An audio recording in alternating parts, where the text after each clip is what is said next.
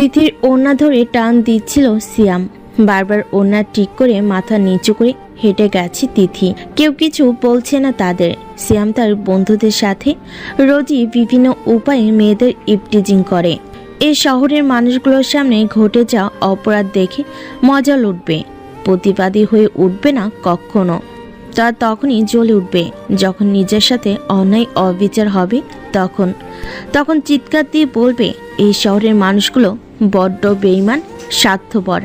তখন সে ভুলে যাবে নিজের চোখের সামনে ঘটে যাওয়া সহর্ষ অপরাধ। এটাই তো এই শহরের নিয়ম, কম্পেয়ার করে চলেছে এই সমাজ।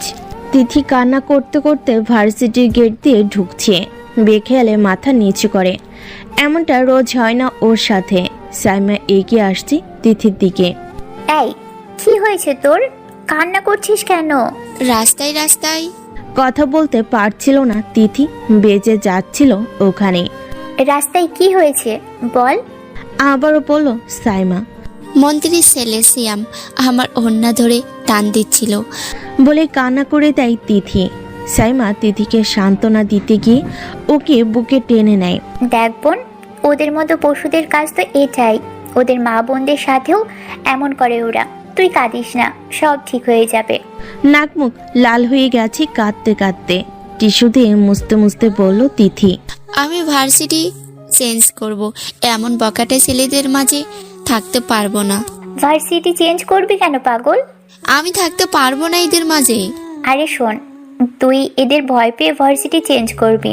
যেখানে যাবি সেখানে যদি এর চেয়েও বড় বখাটে থাকে তখন কি করবি?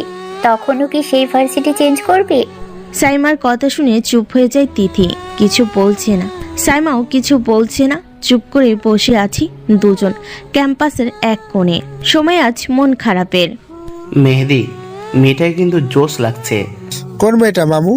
লাল ব্লাউজের সাথে কালো শাড়ি পরা মেয়েটা। গাড়ির সামনে থেকে লাফিয়ে ওঠে মেহেদি। তুই কি পাগল হয়েছিস? একে জানিস তুই? যদি শুনতে পায় না শেষ ভাই ভার্সিটির জীবন। বলে লুকাচ্ছিল মেহেদি। আদি বোকার মতো হাঁ করে তাকিয়ে আছে মেয়েটির হাব ভাব দেখে। মনে হচ্ছে কোনো প্রেসিডেন্টের মেয়ে। আমিও আদি দেখি কি আছে এই মেয়ের মাঝে। বলে গাড়ির সামনে থেকে লাফিয়ে নেমে শাড়ি পরা মেয়েটার সামনে এগিয়ে গিয়ে দাঁড়ায়। এই যে মিস কিউটি, আমি আদি। বলে হাত বাড়ায় তার দিকে। সে চুপটি করে দাঁড়িয়ে আছে, তাকিয়ে আছে আদির চেহারার দিকে। আদি নিজের হাতটা সরিয়ে আবার বলল, এই যে মিস কিউটি, আপনি নিজেও মনে হয় জানেন না আপনি কতটা হট। বলার সাথে সাথেই আদির দুপায়ের মাঝে ব্যথা অনুভব করে। চেপে বসে পড়ে আদি। নিঃশ্বাস আটকে আসছিল, পুরো শরীর থমকে গেছে। তখন মেয়েটা বলল, হট জিনিসের থেকে সবসময় দূরত্ব বজায় রেখে চলতে হয়, না জানি কখন হাত পড়ে যায়। ধন্যবাদ ভাইয়া আপনার প্রশংসার জন্য। বলেই চলে যায় মেয়েটি। মেয়েটি আদির সামনে এসে পেট ধরে আছে, হাসতে পারছে না। মাটিতে গড়াগড়ি করে হাসতে মন চাইছে আদির অবস্থা দেখে। ভাই রাখ তোর হাসি। বলেই চুপ করে যায় আদি। নেহারিকা, সবাই নেহাকে বলেই ডাকে। তাকে 6 মাস দেশের বাইরে ছিল, তাই তোর কাছে অপরিচিত বেশ ডেঞ্জারাস মাল ভাই, সাবধানে থাকিস। বলে মেহেদি আদির হাত ধরে টেনে তুলল। আদি মনে মনে বলে, সাবধানে চলবো মানে? এর সামনেও আসবো না আর। স্যার, আমার দেশলাই পাচ্ছি না। বলে লাফিয়ে ওঠে সামনে ছিটে বসে থাকা ছেলেটা। পাগলের মতো বাবরি চুল, খোঁচে খোঁচে দাড়ি, শরীরে কোনো রকম শার্ট প্যান্ট আছে, দেখতে পাগলের মতো লাগছে। এই তোমাকে ভার্সিটিতে আসতে বলে কে শুনি? রেগে গিয়ে বলে, স্যার। স্যার, আমার দেশলাই সিগারেট খেতে হবে, প্রচুর ধরছে স্যার, দেশলাই হবে। ক্লাসরুম থেকে বেরিয়ে যায় স্যার। এত অসম্মান একজন শিক্ষককে করলে তার ইগোতে বাঁধে। ক্লাসরুমে সবাই ছেলেটার দিকে তাকিয়ে আছে। প্রায় মাস হলো এখানে আসার। প্রতিদিন প্রতি ক্লাসে প্রথম সারির যে কোনো একটা চেয়ার দখল করে ঘুমিয়ে থাকতো। একটা ক্লাস মিস দেয়নি। কিন্তু এমন একটা ছেলে প্রাইভেট ভার্সিটিতে পড়তে আসছে, ভাবা যায় না। দেখলে ভিখারি মনে হয় সবার। অধ্যক্ষ জনাব জুবাইর কবিরের রুমে দাঁড়িয়ে মাহফুজ স্যার। একটু আগে অপমানিত হয়ে ক্লাসরুম ছেড়ে চলে আসছিল সে। পাশে বসা সেই পাগল ছেলেটি। তোমার অপরাধের শাস্তি কি হতে পারে তুমি তা জানো? ভার্সিটি থেকে বহিষ্কার, এতটুকুই। তা এখন কি করবে ভাবছো? আমার বাবাকে জিজ্ঞেস করেন না, আমাকে ডাকছেন কেন? ও মাই গড, ছেলেটা। রাগে কটমট করে উঠছে প্রিন্সিপাল স্যার, মাথা ঠান্ডা করে বলছে। স্যারের কাছে ক্ষমা চাও, এরপর যদি এরকম বেয়াদবি করেছো তাহলে। প্রিন্সিপাল স্যারের কথা শেষ না হতেই ছেলেটি সরি স্যার। বলে উঠে চলে যায় চেয়ার ছেড়ে। আসছি স্যার। বিদায় নিয়ে চলে গেল ছেলেটি। এরকম বেয়াদব ছেলে দ্বিতীয় আর একটি দেখেনি তারা। প্রিন্সিপাল স্যার মাহফুজ স্যারকে বলল, আমাদের এটা প্রাইভেট ভার্সিটি, যার বাবার ক্ষমতা টাকা আছে তাদের একটু তো সুযোগ দিতে হয়। আপনি তো একজন অধ্যাপক, আপনি না হয় একটু বুঝে বলুন। দেখুন স্যার, ছেলেটা এমন নয়, ওর বাবা আমার কাছে বন্ধু বলে সবটা বলেছে। পিতামাতার পরে তো একজন শিক্ষক তার খেয়াল রাখে। আপনি না হয় একটু চেষ্টা করে দেখুন ছেলেটাকে গুছিয়ে ঠিক করতে পারেন কিনা। জি স্যার। বলে মাহফুজ স্যারও বেরিয়ে আসতে চাইল রুম থেকে। পিছন থেকে জনাব জুবাইর করিম বলল, যদি আপনি ওর মাঝে সামান্য পরিবর্তন আনতে পারেন তাহলে ওর বাবার পক্ষ থেকে সামান্য উপহার হিসেবে একটা ফ্ল্যাট বাসা আর একটা ছোট্ট BMW ব্র্যান্ডের গাড়ি। মাহফুজ স্যার থমকে যায় তার কথা শুনে। ছেলেটার মাঝে এমন কি আছে? লম্বা চুল এলোমেলো হয়ে আছে তার চেহারায়, মুখের উপর দাড়ি গোফে ভরে আছে। কতদিন যে এ চেহারায় সেভ করা হয় না তা অজানা। শহীদ মিনারের পাশে দাঁড়িয়ে সিগারেটের শেষ টান দিয়ে ফিল্টারটা পাশে পিষে আসছিল ক্লাসে। এমন এক ছেলে যার দিকে মেয়ে তো দূরের কথা, ছেলেরাও ঠিক মতো তাকায় না। সামনে নিহারিকা বান্ধবীদের সাথে আড্ডা দিচ্ছে। অদ্ভুত সে ছেলেটার সাথে ধাক্কা লেগে ওর হাতের মোবাইল নিচে পড়ে যায়। ও হ্যালো, অন্ধ নাকি? চিৎকারের সাথে বলল নিহারিকা। ছেলেটা শুনেও না শোনার মতো করে হেঁটে যাচ্ছে। সামনে পথ আটকায় সিয়াম। সিয়ামের হাতে জ্বলন্ত সিগারেট, পিছনে তাকে সাপোর্ট করা ছেলে পুলে। সিয়াম বলল, নাম কি রে তোর? কোন ইয়ার? চুপ হয়ে আছে ছেলেটা। বারবার জিজ্ঞেস করে এখন বুকে ধাক্কা দিয়ে বলল সিয়াম। কি রে, তোর কথা কানে যাচ্ছে না? বলে একটা থাপ্পড় দেয় ওর গালে। চোখ বুজে যায় ছেলেটার। রক্তলাল টুকটুকে হয়ে জমা হয়েছে ছেলেটার চোখে। চুলের আড়ালে সে চোখ লুকিয়ে গেছে। দাঁতে দাঁত চেপে বলল, রাফসান, রাফসান ইসলাম নাম আমার, BBA 3rd সেমিস্টার। সিনিয়রদের সম্মান দিতে হয় জানিস না বেয়াদব? নিহারিকার কাছে ক্ষমা চা, নাই তো। বলে আরো একটা থাপ্পড় মারে ওর গালে। নিহারিকা এর মধ্যে রাফসানের পাশে এসে দাঁড়ায়। মাথা ঘুরিয়ে নিহারিকার চিকন ঠোঁটে ওর নিকোটিনের পড়ে যাওয়া ঠোঁট এক করে ফেলে। চোখ বড় বড় হয়ে যায় নিহারিকার। স্তব্ধ সিয়াম বাহিনী। রাফসানের পিঠ বরাবর সিয়ামের আঘাত সামলাতে না পেরে সামনের দিকে এগিয়ে যায় রাফসান। নিহারিকাও তখন রাফসানের কালো ঠোঁটে আবদ্ধ। নিহারিকার পিঠ ঠেকে যায় দেওয়ালে। দুহাতে সমস্ত শক্তি দিয়ে ধাক্কা দিয়ে রাফসানকে সরিয়ে নিজের ঠোঁট মুছে নেয় রুমাল দিয়ে। সিয়াম বাহিনী ঝাঁপিয়ে পড়ে রাফসানের উপর। যে যেখান থেকে পারছে আঘাত করছে রাফসানের দেহে। কিছুক্ষণ আঘাত করে তারা চলে যায় সেখান থেকে। ঠোঁট ফেটে রক্ত বের হচ্ছে রাফসানের। ডান হাত দিয়ে ঠোঁটের কোণায় ঝরে যাওয়া রক্তটুকু মুছে তাকায় সামনের দিকে। অনেকেই তাকিয়ে আছে ওর দিকে। পাগলের মতো ছেলেটা পাবলিক সার্কাস দেখে যেমন করে ঠিক তেমন করেই তাকিয়ে আছে। মাথা চুলকাতে চুলকাতে পকেটে হাত দিয়ে দেখে সিগারেট আছে কিনা। নেই একটাও। মাথায় সিগারেটের নেশা চেপেছে। মেহেদি আর আদি বসে বসে সিগারেট টানছে ভবন এরিয়ার বাহিরে। রাফসানের চোখ এড়ায়নি সেটা। বসা থেকে উঠে দাঁড়িয়ে চলে যায় তাদের কাছে। ভাই, সিগারেট হবে একটা? কথাটা বলে মাথা চুলকাচ্ছে রাফসান। আদি ভ্যাবাচাকা খেয়ে তাকিয়ে আছে ছেলেটার দিকে। এর আগে কখনো দেখেনি তারা। আদি মনে মনে ভাবে জুনিয়র হবে, তাই জিজ্ঞেস করে, কত সেমিস্টার? ভাই, 3য় সেমিস্টারে। স্বস্তির নিঃশ্বাস ফেলে আদি। সেম ব্যাস, মনে হয় অন্য ডিপার্টমেন্টের। তা আগে কখনো দেখিনি যে এই ক্যাম্পাসে। মাঝখানে হলো এসেছি ক্যাম্পাসে। হে, আমি মেহেদি আর ও আদি, সেই ব্যাচ। হাত বাড়িয়ে দেয় মেহেদি। ভদ্রভাবে রাফসানও হাত বাড়িয়ে দিয়ে বলে, আমি রাফসান। বলেই পাশে বসে তাদের। সিগারেট দে একটা। এবার মেহেদি স্তব্ধ হয়ে যায়। মাত্রই দেখা হলো আর এখনই তুই তোকারি করছে। তুই তো ভাই আজব জিনিস। একটু আগেই তো সিয়ামের হাতে উদ্যমাদম খেয়ে আসলে, আর এখন এমন স্বাভাবিক কেমন করে? মেহেদি কথাটা বলে পকেট থেকে ডার্বি ব্র্যান্ডের একটা সিগারেট বের করে দেয়। রাফসান কোনো কথা না বলেই আগুন জ্বালায় সেটাতে। স্বাদ নাই, কেমন যেন ভ্যাপসা ভ্যাপসা লাগে। কিন্তু কিছু বলল না রাফসান। আপাতত এটুকু দিয়ে চালাতে হবে। কোনো ক্লাস নেই আজ।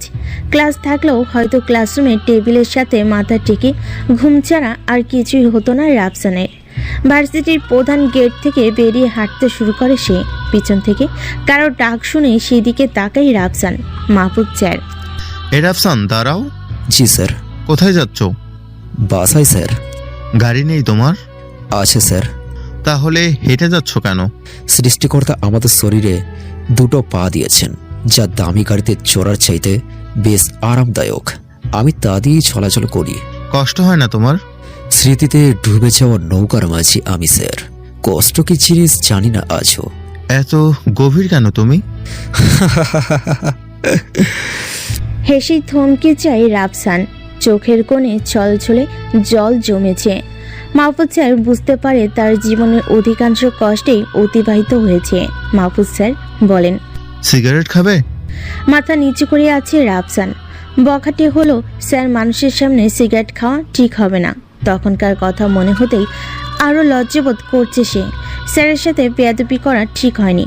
মাথা তুলে রাফসান বলল, সরি স্যার, ক্লাসরুমের ঘটনার জন্য আমি তখন অন্য স্থানে ছিলাম।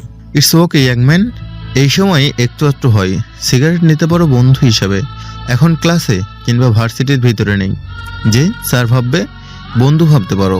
মাহফুজ স্যারের কথা শেষ না হতেই তার হাতে সিগারেটটা টান দিয়ে নিয়েই বলে, আরে আর কিছু বলবো, এমন পরিস্থিতিতে আছি বলার বাহিরে। সিগারেটের ধোয়া আর কাজ হয় না, ঘাঁচা লাগবো, পারবি এনে দিতে? বলে রাফসান মাহফুজ স্যারের কাঁধে হাত রাখে। ভয়ে হাঁটু কাঁপতে শুরু করে মাহফুজ স্যারের। ছেলেটা নিশ্চয় পাগল হয়েছে। মনে মনে বলে। রাফসানের হাতটা সরিয়ে পিছন ফিরে এক দৌড়। কে দেখে মাহফুজ স্যারকে। রাফসান হাসছে মন খুলে।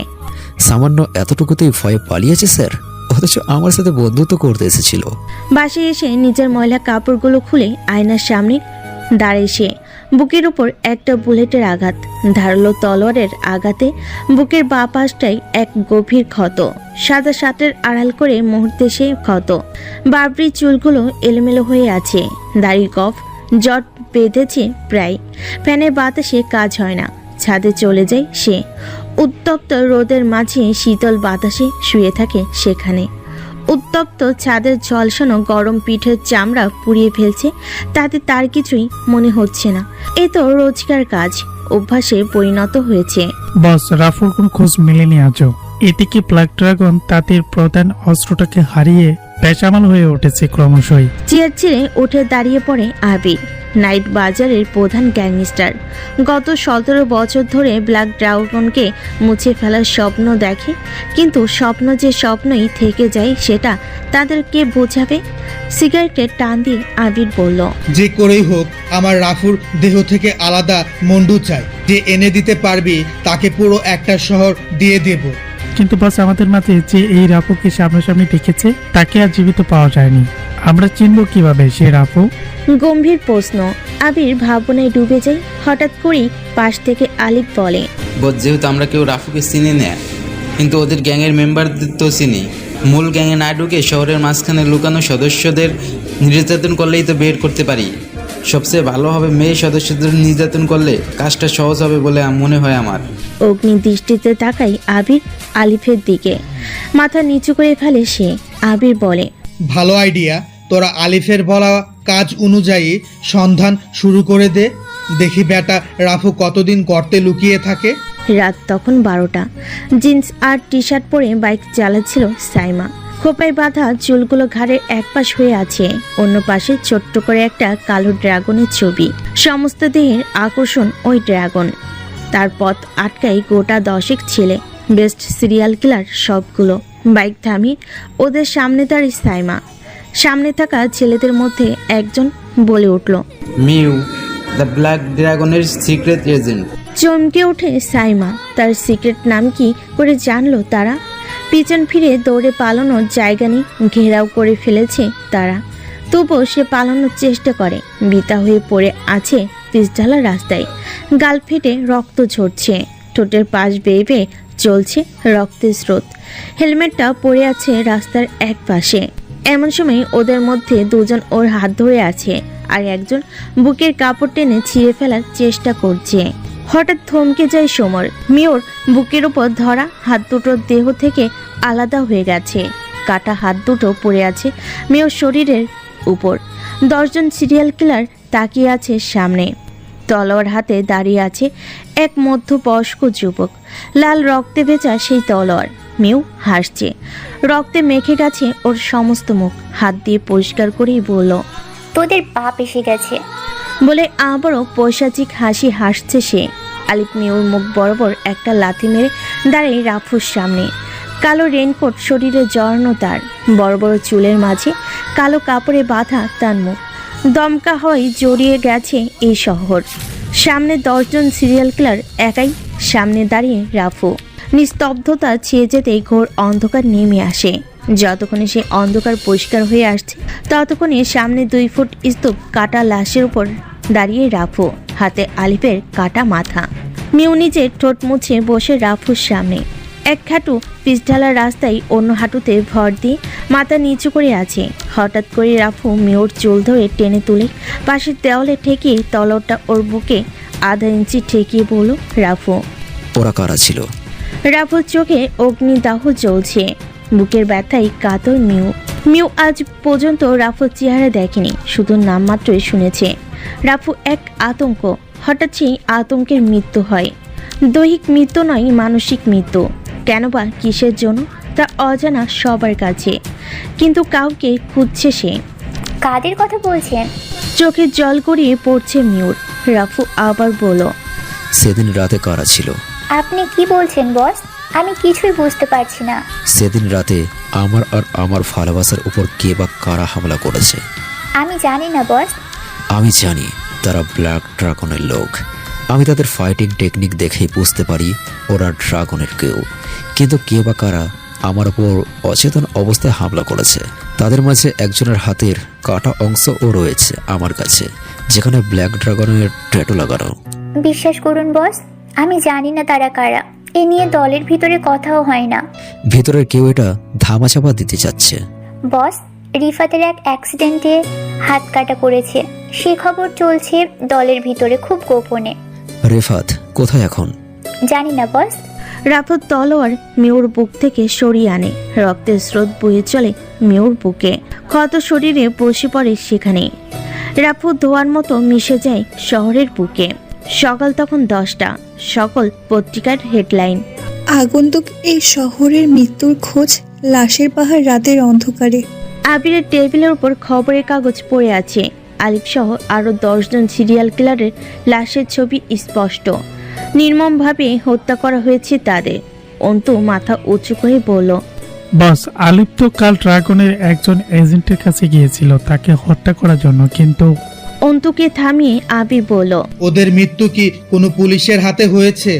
না বস। তাহলে কি ওই এজেন্টের হাতে? মনে হয় না বস। একটা মেয়ে হয়ে 10 জন বেস্ট কিলারের সাথে পেরে ওঠার কথা না। তাহলে কাজটা রাফুরই হবে। আলিফ মরে গেছে ঠিকই, কিন্তু মরার আগে আমাদের অর্ধেক কাজ করে দিয়ে গেছে। রাফু এই শহরে আছে কোথাও ঘুপটি মেরে। উত্তরা থানায় লাশগুলো রিপোর্ট করা হয়। বেশ ক্রিটিক্যাল কেস মনে হচ্ছে। ক্রিমিনাল কোনো কুলু ছেড়ে যায়নি এখানে। সব কয়েকটি লাশের থেকে দেহের অংশ বিশেষ আলাদা আলাদা করে ফেলা হয়েছে। খুনি কোনো মামুলি একজন নয়, কয়েকজন হতে পারে। কিন্তু কেন এমন হয়েছে? কোনো গ্যাংওয়ার নয় তো? তাহলে তো বেশ বড় সমস্যা। চিন্তায় মগ্ন সাব ইন্সপেক্টর হুমায়ুন কবির। কেসটা ঘেটে দেখতে হবে। পার্সোনাল বাইকটা নিয়ে বাইর হয় ঘটনাস্থলে। শহরের মাঝামাঝি জায়গায় ঘটনাটি ঘটেছে। ঘটনাস্থলটি পুলিশের নজরদারিতে আছে। চারপাশে কেউ আসতে যেতে পারছে না। হুমায়ুন সেখানে পৌঁছে ঘটনাস্থল খুঁটিয়ে খুঁটিয়ে দেখছে। চারপাশে শুধু রক্তের ছাপ। একটু দূরেই এটিএম বুথ। সিসি ক্যামেরার দ্বারা বুথের চারপাশে নজরদারি করা হয়। সেখান থেকে কিছু পাওয়া যেতে পারে। হুমায়ুন কবির রাতের ভিডিও ফুটেজ সংগ্রহ করে থানায় ফিরে গোয়েন্দা বিভাগের সাথে মিটিং করে ভিডিও ফুটেজটা প্লে করে। সম্পূর্ণ ফুটেজে মেয়র চেহারা অস্পষ্ট দেখা যায়নি। রাফুর চেহারায় কালো কাপড় বাঁধা, কিন্তু আলিফের সাথে থাকা সিরিয়াল কিলারদের অনেকে চিনতে পেরেছে। তারা বলে উঠল, এরা তো টপ সিরিয়াল কিলারদের মধ্যে আছে। ক্রিমিনাল রেকর্ডে তাদের অনেক ফাইলে ধুলো জমে গেছে। প্রমাণের অভাবে। হুমায়ুন কবির ভাবনায় ভেসে যায় প্রশ্ন তুলে। এরা যদি টপ সিরিয়াল কিলারদের মধ্যে থাকে তাহলে এদের যে একাই খুন করছে তার লেভেল কতটুকু চিন্তার বিষয়। যে করে হোক এই কিলারকে বের করতেই হবে। প্রথমে মেয়েটাকে খুঁজতে হবে কি বলেছে তার কাছে। এলোমেলো চুলে রাফসান প্রবেশ করে ভার্সিটির প্রধান গেট থেকে। শ্যাম তার বন্ধুরা ক্যাম্পাসের একপাশে বসে এক মেয়েকে জার্কিং করছে। ওনা নিয়ে নিচ্ছে তার, নাচতে বলছে একটা বাজে গানে। মেয়েটা মনে হয় তত সুবিধা নয়, ওই টাইপেরই মেয়ে। চোখের কোনো ভয় নেই, লজ্জা নেই। তাদের ইশায় নাচছে। মাথা নিচু করে কেটে পড়ে সেখান থেকে। হাতে একটা বই নিয়ে রাফসানের পাশে এসে দাঁড়ায় মাহফুজ স্যার। হ্যালো ইয়াংম্যান। হ্যালো, কেমন আছো তুমি? বিষাদে জর্জরিত। তা এই বিষয়টার কারণটা কি জানতে পারি?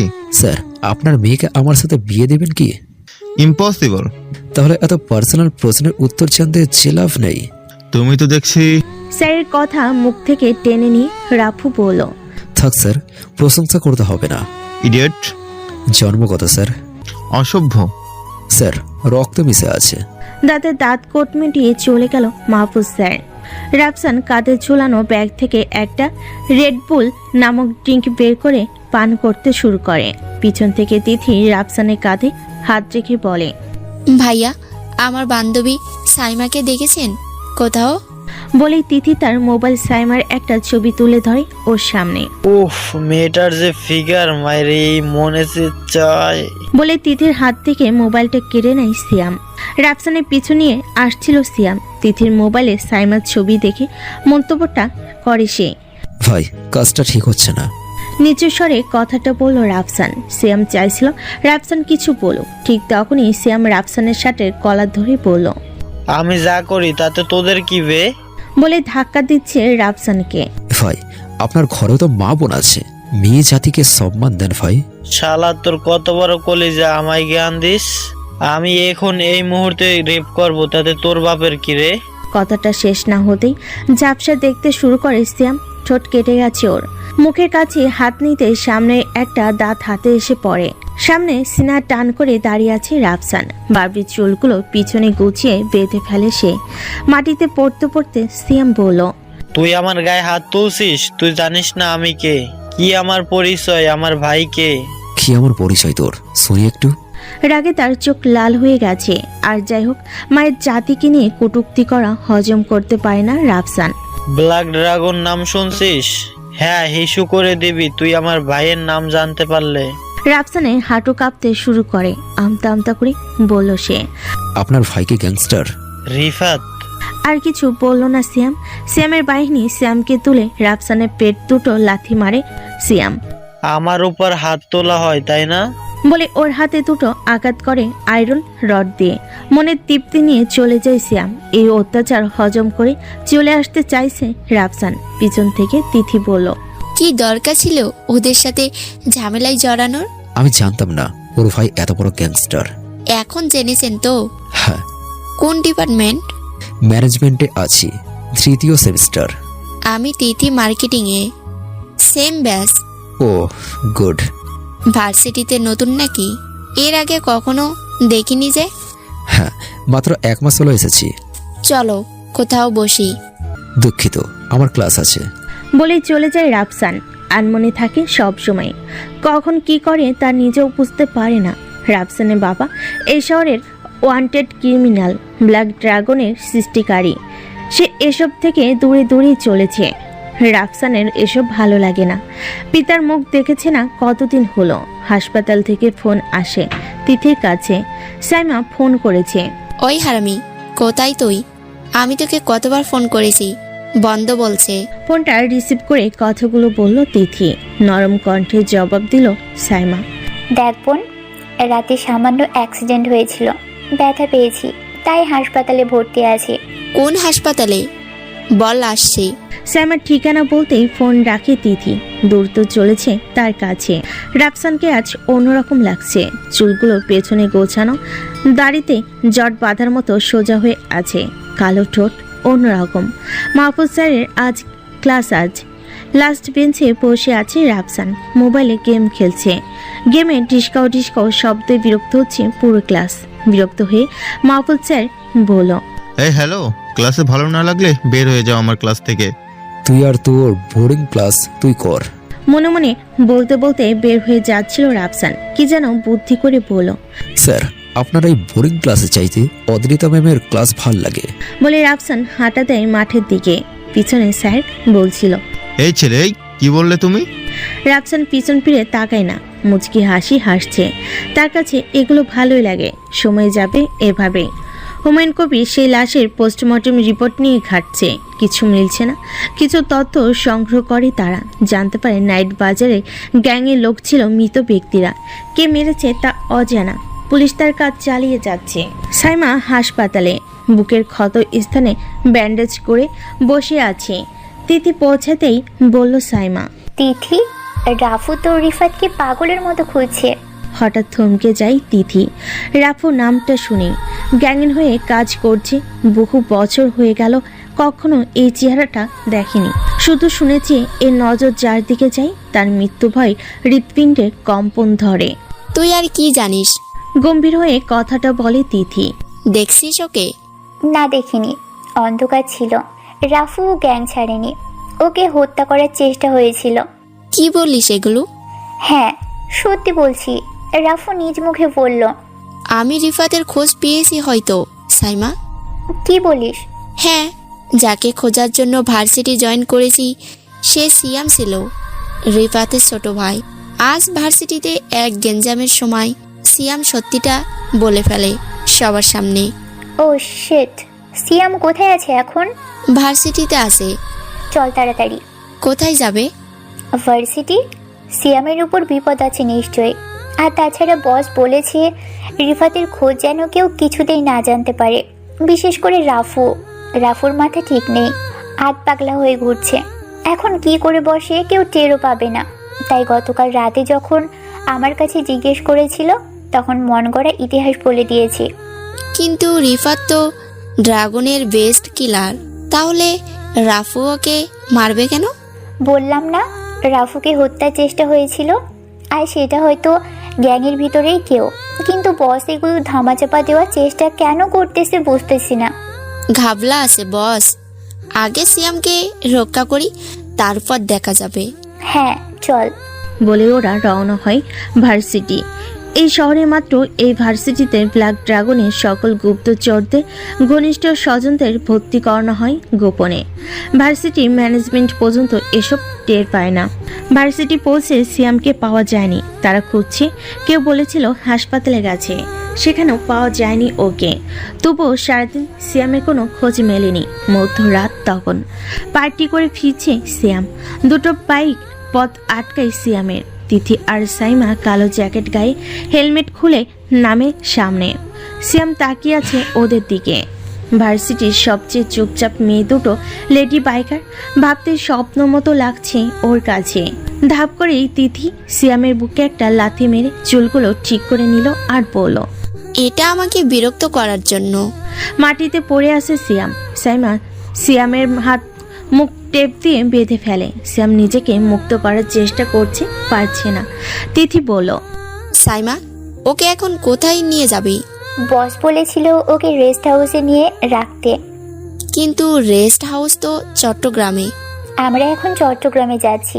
যাওয়ার জন্য সিয়ামকে তুলে সামনে তাকাতেই কাউকে দেখতে পাই তারা। কালো বাইকের উপর কালো হেলমেট পরে বসে আছে কেউ। তিথি আর সাইমা মুহূর্তের মধ্যেই কোমরে গুজে রাখা রিভলভার বের করে তাক করে তার দিকে। নিখুঁত নিশানা তাদের। বাইক থেকে নেমে হেলমেট খুলতেই চমকে যায় তারা। তিথি বলে ওঠে, রাফসান। সাইমা তিথির দিকে তাকিয়ে আছে। রাফসান বলল, রাফু। থমকে যাই সময়, অবাক চোখে তাকিয়ে আছে ওরা। রাফু আবার বলল, সিয়ামকে আমার হাতে তুলে দিয়ে খেটে চাও তোমরা, ওকে আমি দেখছি। হঠাৎ বিকট এক শব্দে হেলে পড়ে রাফসান। রক্তে মেখে গেছে ওর মুখ। সাইমার হাত থেকে ছুটে গেছে সিয়ামের থ্যাতলানো মুখ। মাথায় অর্ধেক থেতলিয়ে গেছে M82 স্নাইপারের বুলেটের আঘাতে। তিতির হাত পা কাঁপতে শুরু করে। এমন বিভৎস অবস্থা দেখে সাইমা তিথিকে নিয়ে দেওয়ালের আড়ালে লুকিয়ে পড়ে। রাফসান পিছঢালা রাস্তায় শুয়ে আছে। চেহারায় বিষণ্ণ চাপ। এখন কি হবে? শেষ ভরসাটাও হাত থেকে ফসকে গেল। আমার যে তাকে দেওয়া কথা রাখা মুশকিল হয়ে দাঁড়াচ্ছে ক্রমশই। কি করব এখন আমি? কথাগুলো ভাবছে রাফসান। 1000 মিটার দূরে স্নাইপারের নিশানায় বসে আছে আশিক। সিয়ামের উপর নিশানাটা একদম পারফেক্ট। এক বুলেটে সিয়ামের খেল খতম। কানে ব্লুটুথ লাগানো ছিল ওর। কাজ শেষ হতেই বলল আশিক, বস সিয়ামের খেল খতম। গুড। রাফু টের পেয়েছে কি এটা তোর কাজ? না বস, রাফু টের পাবে কিভাবে? স্নাইপার শট ছিল 1000 মিটার থেকে। টের পাওয়ার আগে ওখান থেকে নিরাপদ স্থানে চলে যা। তুই জানিস রাফু টের পেলে কি হবে তোর? মৃত্যুর মুখের থেকেও তোর মৃত্যু হবে না, যন্ত্রণা দিতে দিতে মারবে। জি বস, কিন্তু বস একবার অর্ডার করেন রাফুর খেল খতম করে দেই। আমার নিশানা ওর মাথায় তাক করা। ঘাবড়ে যায় ফোনের ওপাশে থাকা মানুষটি। হিংস্র পশুর মতো চিৎকার করে বলে, তোর মাথা খারাপ? ওর মৃত্যু হলে মনে করেছিস তুই আমি বেঁচে যাবো? এখনই ওখান থেকে বেরিয়ে পড়। আশিক বুঝতে পারেনি কেন এমনটা ঘাবড়ে গেছে ওর বস। নরম কণ্ঠে উত্তর দিল, জি বস, বেরিয়ে আসছি। বলে আশিক স্নাইপার গুছিয়ে ওখান থেকে চলে যায়। রাফসান চারিদিকে তাকাচ্ছে। কার কাজ হতে পারে তার উপর হামলা করানোর? কিন্তু আর কোনো বুলেট আসছে না তেরে। বুক চিরে বের হচ্ছে না আর কারোর। সাইমা দেওয়ালের আড়াল থেকে বেরিয়ে বলল, আনমনে ভেবে রাফসান বলল, বস কি ছিল এটা? কার সাথে শত্রুতা থাকতে পারে সিয়ামের? তোমরা যেমন ওকে নিরাপত্তা দেওয়ার জন্য এসেছো, ঠিক তেমনই অন্য কেউ শিয়ালের মতো ফাঁদ পেতে রেখেছিল। ওদের ধারণা রাফু হেরে গেছে, ভেঙে গেছে রাফুর মন বল। কিন্তু বস ওরা কারা? হয়তো রিফাত। কিন্তু রিফাত তো সিয়ামের ভাই, সিয়ামকে কেন মারবে ও? নিজেকে বাঁচাতে মানুষ কত কিছুই না করে। নিজের গর্ভধারিণী মাকেও হত্যা করে মানুষ, আর এ তো তুচ্ছ ভাই।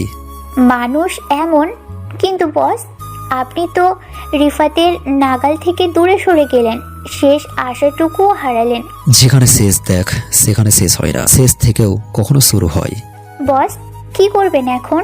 তোমরা বাসায় যাও, আমার মিশন আমি নিজেই শেষ করব। বলে রাফু চলে যাচ্ছিল সেখান থেকে। হঠাৎ হামলা হয় ওদের উপরে। আবিরের দলবল সামনে থেকে ধেয়ে গুলি করতে করতে আসছে। সাইমা তিথি আবার দেওয়ালের পিছে নিজেদের দেহ লুকিয়ে ফেলে। রাফুর ডান কাঁধে একটা বুলেট ছিদ্র করে ঢুকে যায়, মাটিতে লুটিয়ে পড়ে। অন্ধকারে ধোঁয়াশা নামে রাফুর চোখে। ঝাপসা চোখে হৃদয়ে লুকানো সেই চেহারা ভাসছে। মিমের অস্তিত্ব দাঁড়িয়ে আছে সামনে। চোখ বুজে আসছিল রাফুর। আবিরের দলবল ঘিরে আছে রাফুকে। তাদের মধ্যে একজন জাগির আবিরের কাছে ফোন করে বলল, বস রাফুর খেলা শেষ, সামনেই ঘায়েল অবস্থায় পড়ে আছে। চিৎকার করে উঠল আবির, ঘায়েল না, একদম শেষ করে ফেল, একদম শেষ। কথাটা শেষ না হতেই জাকিরের সামনে ওর সাথী দলবল সবার মাথা থেতলিয়ে যাচ্ছে। হইচই বেঁধে গেছে তাদের মধ্যে। লুকানোর জায়গাটাও খুঁজে পাওয়া যাচ্ছে না। যেখানে যাই সেখান থেকে বুলেট ছুঁড়ে এসে বুক চিরে বের হয়ে যাচ্ছে তাদের। জাকির মাথার উপরে তাকিয়ে দেখে বিল্ডিং এর চারপাশে স্নাইপার হাতে দাঁড়িয়ে আছে আব্দুল্লাহ, মুশফিক, হাসান, রিয়াজ আরো অনেকেই। শস্য করে চার পাঁচটা কালো গাড়ি এসে থামে। জাকির নিজের হাতের অস্ত্র ফেলে দিয়ে হাঁটুকে বসে পড়ে, হাত দুটো পিছনে ঘাড়ে রাখে। রাফু পড়ে আছে পিচঢালা রাস্তায়, রক্তের স্রোত বয়ে চলেছে সেখানে। দ্রুত দৌড়ে এসে বুকে জড়িয়ে নেয় শহীদ হাসান, রাফুর বাবা, ব্ল্যাক ড্রাগনের লিডার। রক্তে লাল হয়ে গেছে শহীদ হাসানের হাত, থরথর করে কাঁপছে হারানোর ভয়, প্রিয় কাউকে হারানোর ভয়ে। চায় আচ্ছন্ন সেই মায়াটি রাফুকে ডাকছে হাত বাড়িয়ে। নিঃশব্দে চোখ বুজে যায় তার। সমস্ত অন্ধকার জগতে খবর হয়ে যায় রাফুর মৃত্যুর সংবাদ। কিছু লোক মানছে রাফু মারা গেছে, কিছু লোক বলছে রাফু এমন এক ভয় যা অন্ধকার জগতে কখনোই হারাবে না। হঠাৎ একদিন হাজির হবে অন্ধকারে, শুশু করে দিবে সব। অতি উল্লাস মৃত্যুর পূর্বাভাস আসবে একদিন। প্রায় 7 দিন পর আয়নার সামনে দাঁড়িয়ে চোখে কাজল দিচ্ছে সাইমা। কালো শাড়ির মাঝে কোমরে উকি দিচ্ছে কালো তিলটা। শ্যামলা দেহের রঙের মেয়েটার চোখে অদ্ভুত এক মায়া কাজল দিচ্ছে চোখে। পাশের বেডে শুয়ে আছে রাফু। দুজন নার্স দেখাশোনা করছে তাকে। নিরাপত্তার জন্য সাইমা আর তিথির বাসায় রাখছে রাফুকে। ডান কাঁধে বুলেটের আঘাত করে জ্ঞান হারিয়ে ফেলে তাৎক্ষণিক। মোটামুটি সুস্থ হয়ে আসছে রাফু। জাকিরকে খাইয়ে খাইয়ে শরীরে শক্তি যোগাচ্ছে। পশুটাকে হজম করতে হলেও তাকে একটু মোটা জাত কম করতে হয়। তেমনি করছে জাকিরের সাথে, না হয় মেরে তৃপ্তি পাবে না রাফু। রাফুর মৃত্যুর সংবাদ শুনে স্তব্ধ হয়ে গেছে পুরো অন্ধকার জগৎ। আবিরের সন্দেহ হচ্ছে ব্ল্যাক ড্রাগনের পদক্ষেপের উপর। একদম নীরব। ঝড় আসার আগে যেমন নিস্তব্ধতায় ছেয়ে যায়, তেমনই নিস্তব্ধতা ছেয়ে আছে। আতঙ্কিত হয়ে আছে আবির। জাকির ব্ল্যাক ড্রাগনের হাতে বন্দি। কখন তারা কোন দিক থেকে হামলা করে সে আতঙ্কে খাওয়া দাওয়া প্রায় ছেড়ে দিয়েছে। এমন হলে চলবে না। দলের শীর্ষ নেতাদের মিটিং করে সিদ্ধান্ত নিচ্ছে হামলা করতে হবে ব্ল্যাক ড্রাগনের উপর। এই সরে দাঁড়াও তোমরা, আমি দেখছি বলেই নার্সদের সরিয়ে সাইমা হাতে স্যাবলন বিজানো কাপড় নিয়ে রাফুর শুকনো ক্ষতর উপরে মুছে দিচ্ছে আর বলছে, কেমন লাগছে এখন? দুর্বল লাগছে শরীর। একটু বিশ্রাম নিলে সব ঠিক হয়ে যাবে। সাইমা কথা বলছিল আর মুছে দিচ্ছিল ওর ক্ষত স্থান। চুলগুলো বারবার রাফুর মুখে আসছিল। বিরক্ত হচ্ছে ও বারবার। দরজা ঠেলে রুমে আসছে তিথি। হালকা ফর্সা দিয়ে টপ শার্ট টাইট গেঞ্জি পরে আসছে। গলার কাছ থেকে হালকা নিচের বুকের উপরের তিলটা নজর কাড়ে রাফুর। হাঁ করে তাকিয়ে থাকে ওর দিকে। শুকনো ঠোঁটে কতদিন বৃষ্টি নামেনি সেটা গুনতে চেষ্টা করছিল রাফু। আদশা হয়ে রাফু বলল, তোমাকে সুন্দর মানিয়েছে তিথি। Thank you boss. যত সব নষ্টামি বলে মুখ ভেঙিয়ে চলে গেল সাইমা। কথাটা আসতে বলেও রাফুর কান পর্যন্ত পৌঁছায়। সে কিছু বলেনি রাফু। সাইমা চলে যাওয়ার পর বলল রাফু, কি করছো এখন? কিছু না বস, এই তো আপনার সেবায় নিয়োজিত। আমার সেবা তো নার্স করতেছে। না মানে হই আর কি, দেখাশোনা করি। কোথায় দেখাশোনা করো দেখি? বস কি যে বলেন না, দেখাশোনা কিভাবে করে থাকি দেখানো যায়? কেন দেখানো যাবে না? দেখার এতই যখন শখ, দেখিয়েই দিচ্ছি। বলে ফিটিং গেঞ্জিটা উপরে উঠিয়ে পিছন থেকে CZ-75 SP-01 মডেলের পিস্তলটা রাফুর দিকে তাক করে। রাফু বলে উঠল, হেই, CZ-75 মাই ফেভারিট ওয়ান। টিপতেই ধাই ধাই করে দুটো শব্দ নিস্তব্ধ চারিদিকে। মুচকি হাসি দিয়ে তিথি বলে, এমন দেখাশোনা করি। তিথির নরম কোমর হাত দিয়ে বুকের ওপর নিয়ে নেয় রাফু। হাত বাড়িয়ে এলোমেলো চুলগুলো কানের পাশে গুজে দিয়ে বলে, এটা হিংস্রতা কমলমতি মেয়েদের হাতে মানায় না। হিংস্র কারোর সাথে থাকলে নিজেকে একটু কঠোর বানাতে হয় মিস্টার রাফু। কিভাবে হিংস্র মনে হলো? এত কাছ থেকে দুটো বুলেটের শব্দেও চোখের পলক পড়েনি যার, তাকে হিংস্র বলবো না তো কি বলবো? এই বুকে আর কত বুলেটের আঘাত সহ্য করবে বলতে পারো? দুবার মৃত্যুর মুখ থেকে ফিরে এসেছি। এখন মৃত্যুকে ভয় হয় না, যতটা ভয় হয় আপন মানুষগুলোকে হারিয়ে। বলে ক্লান্তির নিঃশ্বাস ফেলে রাফু।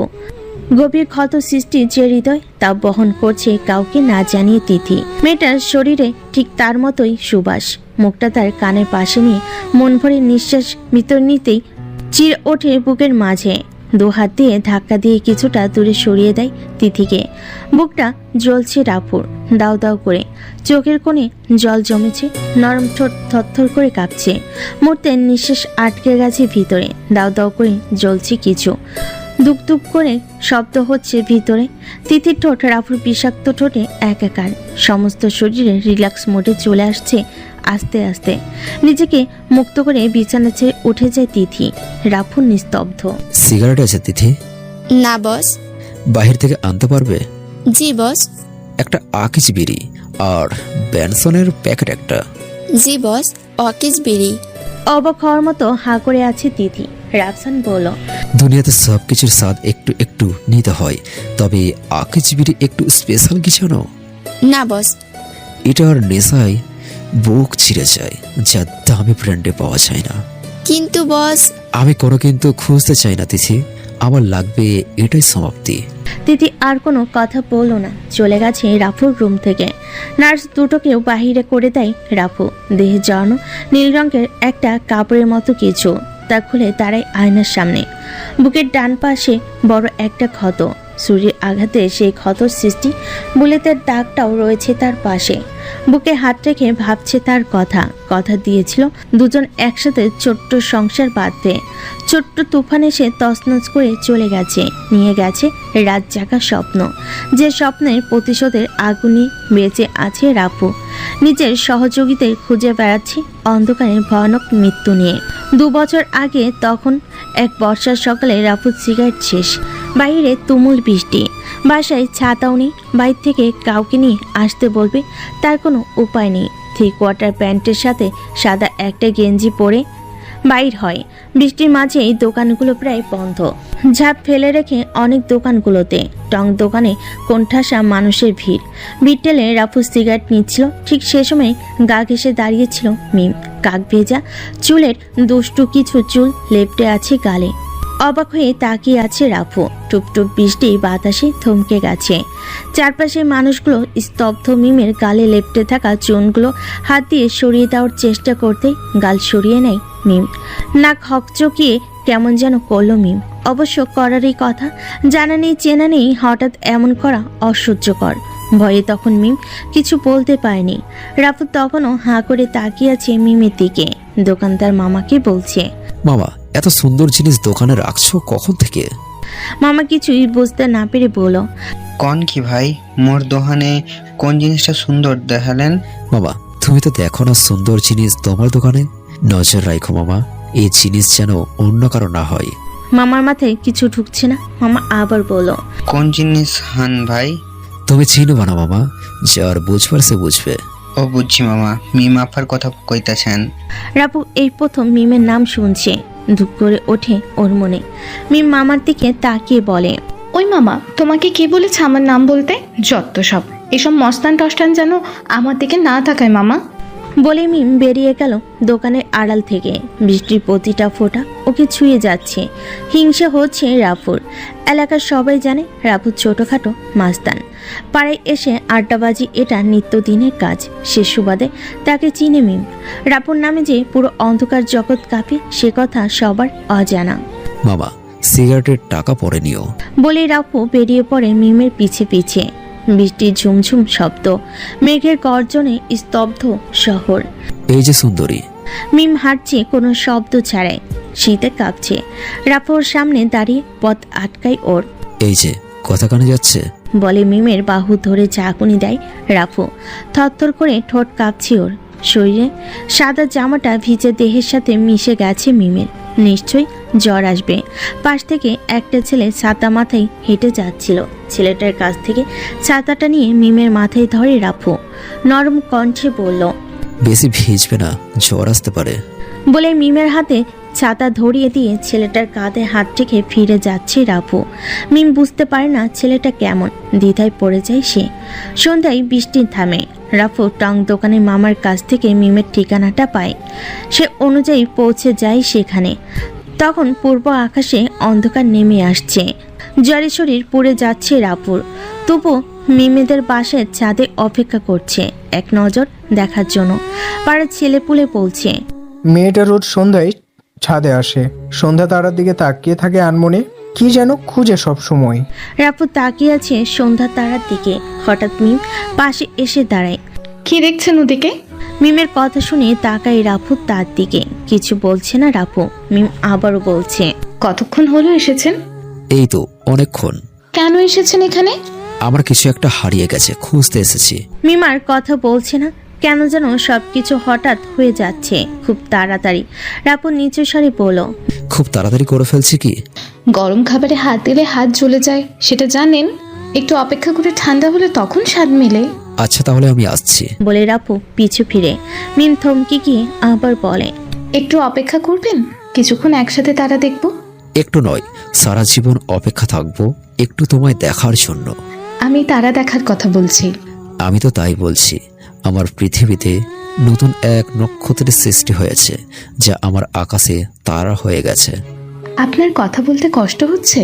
না, কষ্ট হয় না আমার। ঠিক তখন মিম রাফুর কপালে হাত দেয়। পুড়ে যাচ্ছে হাত, জ্বর বেঁধেছে বেশ করে।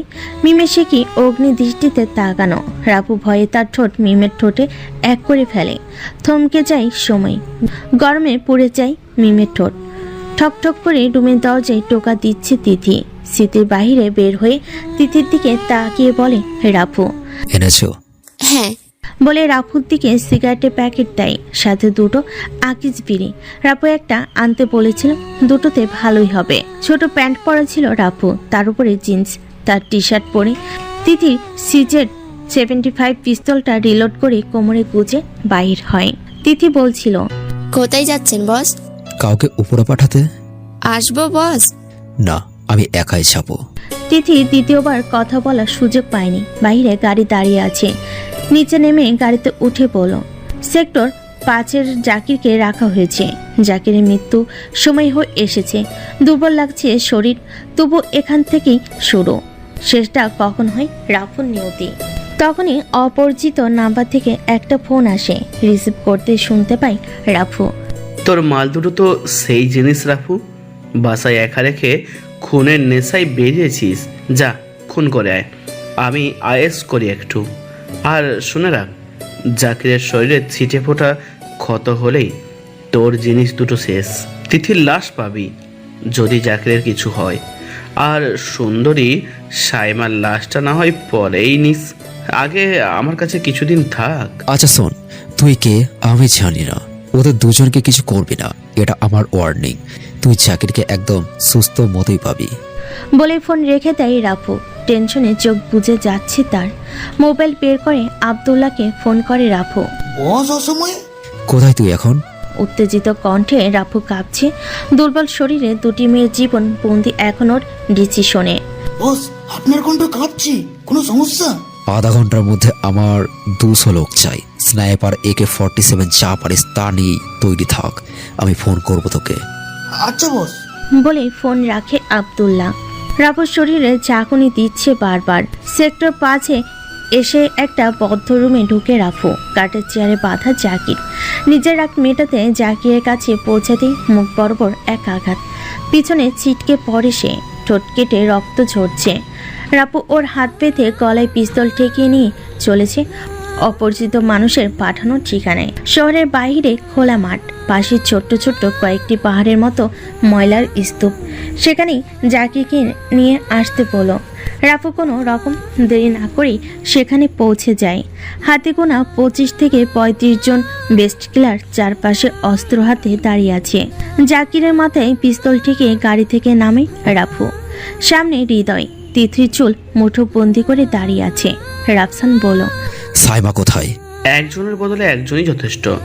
দ্বিতীয় জনকে কাপড় খুলছিলাম, সালে একটু বেশিই ছিল, তাই মেরে দিচ্ছি। বলে পিছনের দিকে পিস্তল তাক করে সাইমার লাশ দেখাই হৃদয়। তিথির চোখে বৃষ্টি ঝরছে। রাফুর দৃষ্টি অন্ধ হয়েছে। সাইমার দিকে তাকাতে কষ্ট হচ্ছে ওর। যাকে সেই সুযোগে হাত খুলে রাফুর পিস্তলটা নিয়ে দূরে সরে আসে। সবাই হা হা করে হাসছে। রাফুর সন্দেহ ঠিকই ছিল। ওরা রাফুকে শহরের বাইরে কেন ডেকেছে? রাফু নামক আতঙ্কের থেকে মুক্তি পেতে। আনন্দে হাসছে তারা। তাদের জয় নিশ্চিত ভেবে নিয়েছে। হৃদয় বলে উঠল, কোন শেষ ইচ্ছে? চুপ হয়ে আছে রাফু।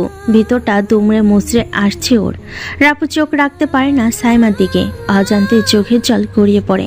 শরীরের শার্টটি খুলে সাইমার শরীর ঢেকে দেয় রাফু। রক্ত জমার চোখে তাকায় হৃদয়ের দিকে। ও মা, ছেলের রাগ হচ্ছে বলেই হাউ হাউ করে হাসে তারা। তিথির চুল ছেড়ে দিয়ে রাফুর দিকে পিস্তল ঠেকায় হৃদয়। আলবিদা মেরা দোস্ত। চারিদিকে বাতাস ভারী হচ্ছে। রাফুর চোখ নিচের দিকে তাকিয়ে আছে। শ্যামলা দেহে বাতাসে ধুলোগুলো জমে যাচ্ছে। হালকা ঝড় বৃষ্টি হয়েছে মুহূর্তেই। চারিদিকে বাতাসে অন্ধকার হয়ে আসছে। শস্য শব্দ করা। চারিদিকে তাকিয়ে দেখছি কি হচ্ছে এসব। মাথায় রুমাল বাঁধা, হাতে কোস UMP মডেলের সাব মেশিন গান। পিছনে চোখ ধাঁধানো সৈন্যদল চারপাশ থেকে ঘেরাও করে ফেলেছে হৃদয়কে। স্তব্ধ ওরা সবাই। রাফুর দাঁতে দাঁত মিশিয়ে হাসি দেখে থমকে যায় হৃদয়। হৃদয়ের সাথে থাকা বেস্ট কিলার ইঁদুরের মতো গুটিয়ে গেছে। অস্ত্র ফেলে দিয়ে আত্মসমর্পণ করে রাফুর কাছে। নাক বরাবর ধাই ধাই করে এক ঘুষি নিয়ন্ত্রণ না রাখতে পেরে মাটিতে পড়ে যায় হৃদয়। তিথি কান্না কণ্ঠে বলে ওঠে, রাফু ও সাইমার মৃতদেহের সাথে। আর কিছু বলতে পারে না। তিথি হামাও করে কাঁদতে থাকে। প্রাণপ্রিয় বান্ধবী ছিল সাইমা। তাদের আপন বলতে কেউ ছিল না। দুজন দুজনের সব কিছু ছিল। রাফুর ভাবত ঘৃণা ধরে গেছে সামনে পড়ে থাকা হৃদয়ের প্রতি। আব্দুল্লার হাত থেকে অস্ত্রটা নিয়ে রাফু তাক করে হৃদয়ের দিকে। হাত জোর করে জীবন ভিক্ষা চাচ্ছে হৃদয়। রাফুর অন্তরে এদের প্রতি মায়া নেই। টিকারের চাপ দিয়ে রেখে দিয়েছে রাফু। দেহ থেকে পুরুষাঙ্গের অস্তিত্ব বিলীন হয়ে গেছে। মাঝে গর্তের সৃষ্টি। পেটের নাড়িভুড়ি বেরিয়ে আসছে। তীব্র রাগে 2 ম্যাগাজিন বুলেট আরো শেষ করে ও দেহে। সালা মানুষের মতো রক্ত ওর। বলে অস্ত্রটা আব্দুল্লার কাছে দিয়ে সাইমার শরীরে আরো কিছু কাপড় জড়িয়ে চলে যায় রাফু। আব্দুল্লাহ বাকি 40 জনকে গাড়িতে তুলে 5টা গাড়ি বাইর থেকে বন্ধ করে আগুন জ্বালিয়ে দেয় সবগুলো গাড়িতে। শত্রুর ক্ষমা নেই ব্ল্যাক ড্রাগনে।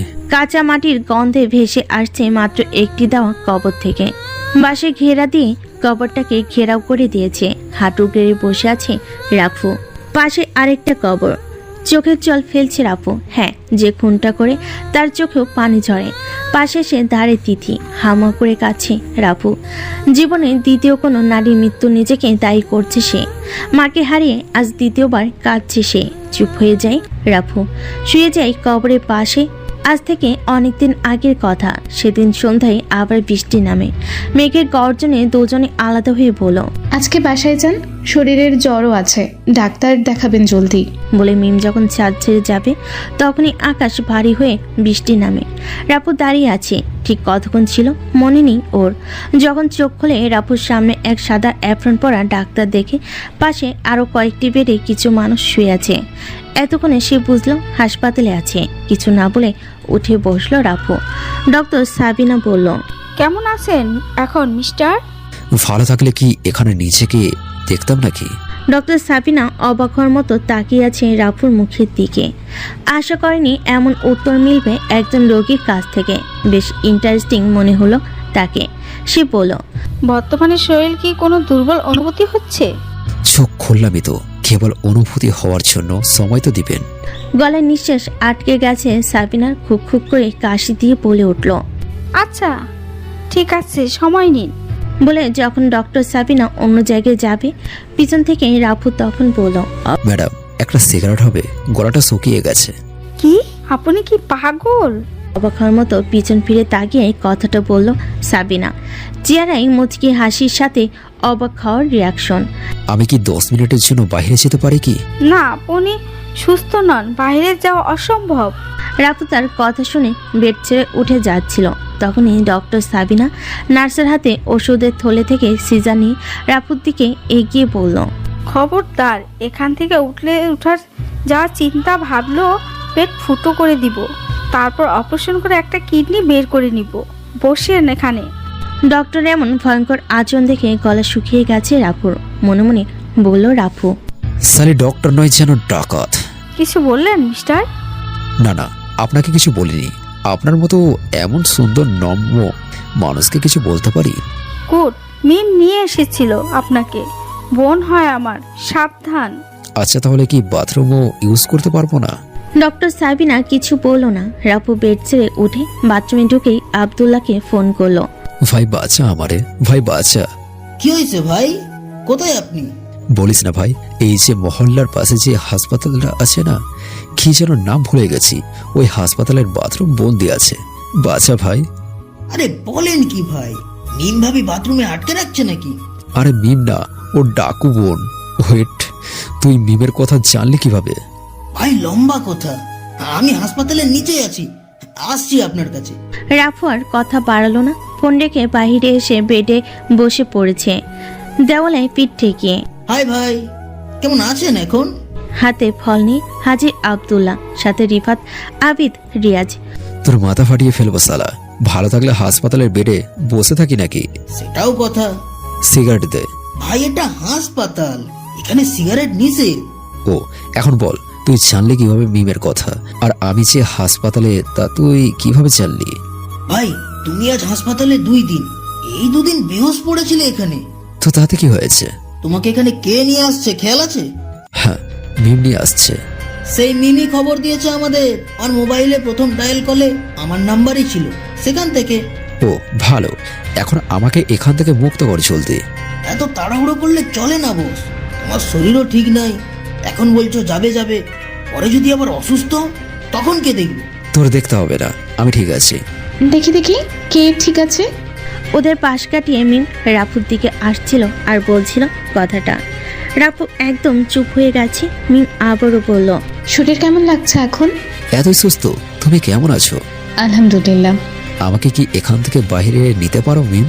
দম বন্ধ হয়ে আসছে। তোমাকে থাকতে হবে যে দুদিন এখানে, সম্পূর্ণ সুস্থ হলে পরেই যেতে পারবে। রাফু দ্বিতীয় কোনো কথা বাড়ায় না। মিম জুস নিয়ে আসছে, সেটাই খেতে দেয় রাফুকে। জীবনে জুস মুখেও দেয়নি সে। আজ নাক বন্ধ করে একটানে খেয়ে ফেলেছে পুরো গ্লাস। আব্দুল্লাহ পুরো থমকে গেছে। পুরো অন্ধকার জগৎ যার নামে আতঙ্কিত, সে একটা মেয়ের সামনে বিড়াল, মিয়াও। না জানি মেয়েটা কত বড় আতঙ্ক। আব্দুল্লাহ, মাথায় যা চলছে তা মোটেও নয়। রাফুর কথা শুনে মস্তিষ্ক চুপ হয়ে যায় তার বেহুদা খেয়াল থেকে। সব সময় রাফু ভাবছে এখান থেকে কখন পালানো যাবে সেটা। রাফুর জুস খাওয়া শেষ হলে মিম বলল, আচ্ছা আমি আসছি তাহলে। মাথা নাড়িয়ে সম্মতি জানালে মিম চলে যায় ওখান থেকে। আব্দুল্লাহ হাসপাতালে খরচ মিটিয়ে আসতে দেখে রাফু পেটে নেই। রিফাত বলল, রাফু পালিয়েছে। আব্দুল্লাহ সবাইকে নিয়ে বাইরে চলে আসছে। এখান থেকে আর কোনো কাজ নেই। টং দোকানের সামনে বসে সিগারেট মুখে দিয়ে বসে আছে রাফু। রিফাত রাফুর পিছনে গিয়ে বলল, ভাই আমরা তাহলে আসি, চাঁদা তুলতে হবে তো। আচ্ছা যা তোরা। রাত তখন 12টা বাজে। রাফু মিমদের ছাদে দাঁড়িয়ে। বাসায় কেউ নেই মিমের। বাবা ব্যবসায়ী কাজে সবসময় বাইরেই থাকতে হয়। মা গেছে নানু বাড়ি। সম্পূর্ণ বাসা ফাঁকা। ছাদে রাফুর কাঁধে মাথা রেখে নিশ্চুপ চাঁদ দেখছে মিম। রাফু বলল, ভালোবাসবে? জি না, আমি ভালোবাসি না। কথা দিচ্ছি রোজ রাতে চাঁদ দেখাবো। তুমি চাইলেও পারবে না রোজ রাতে চাঁদ দেখাতে। কেন পারবো না? চাঁদের কি হবে? চাঁদের প্রেম তো মেঘের সাথে, মান অভিমান হয় তাদের। তাই দেখো না মাঝে মাঝে চাঁদ কাঁদে, বৃষ্টি হয়ে ঝরে। অমাবস্যার রাতে চাঁদের দেখা মেলে না, সেদিন তারা লজ্জায় এক হয়। এগুলো কোনো কথা? হ্যাঁ এগুলোই কথা। আমি নিয়ে আসবো। চাঁদ কি তোমার পিস্তলকে ভয় পায় নাকি? আমি তোমার জন্য চাঁদ বানাবো। পাগল নাকি তুমি? কেউ কি চাঁদ বানাতে পারে? হ্যাঁ আমি পাগল। চোখ বুঝো তুমি? মিম কথা পারে না আর দুহাতে নিজের চোখ আড়াল করে। কাচের তৈরি কৃত্রিম চাঁদ জল করে জ্বলছে। মিমের চোখ খুলেই দেখে কাছের চাঁদ। মন খারাপ হয় তার। রাফুর কাঁধ থেকে মাথা সরিয়ে বলল, কিছু কিছু জিনিস তার নির্দিষ্ট জায়গায় মানায়। তাকে কৃত্রিম পদ্ধতিতে তৈরি করে তার অপমান করা হয়, তার সৌন্দর্যের সাথে তামাশা করা হয়। আমি চাঁদের সৌন্দর্য আকাশেই দেখতে চাই। প্রতিদিন দেখতে হবে না চাঁদ। যেদিন চাঁদ তার নিজস্ব রূপ আমাদের উৎসর্গ করবে সেদিনই দেখব। ভালোবাসা রোজ চাঁদ দেখায় হয় না মিস্টার মাস্তান। একে অপরকে সম্মান করার মাঝেই ভালোবাসা থাকে। রাফু কিছু বলল না। মিমকে টান দিয়ে নিজের কাছে নিতে চাইছিল, পারেনি। মিম নিজেকে শক্ত করে বলল, স্পর্শে ভালোবাসা খুঁজো না, মন ভেঙে গেলে আর ভালোবাসা হবে না। মিম নিজের রুমে চলে গেছে মন খারাপ করে। রাফু বুঝতে পারেনি মিমের মন খারাপের কারণ। নির্বাক দৃষ্টিতে তাকিয়ে আছে আর তার চলে যাবার দিকে। ফেরানোর জন্য ডাক দেবার ক্ষমতাও নেই। বসেছিল সারা রাত মিমিদের বাসার ছাদে। সকালে সূর্যের প্রথম রোশনি রাফুর রুমে ব্যাঘাত ঘটায়। চোখ কসলাতে চলে যায় বাসায়।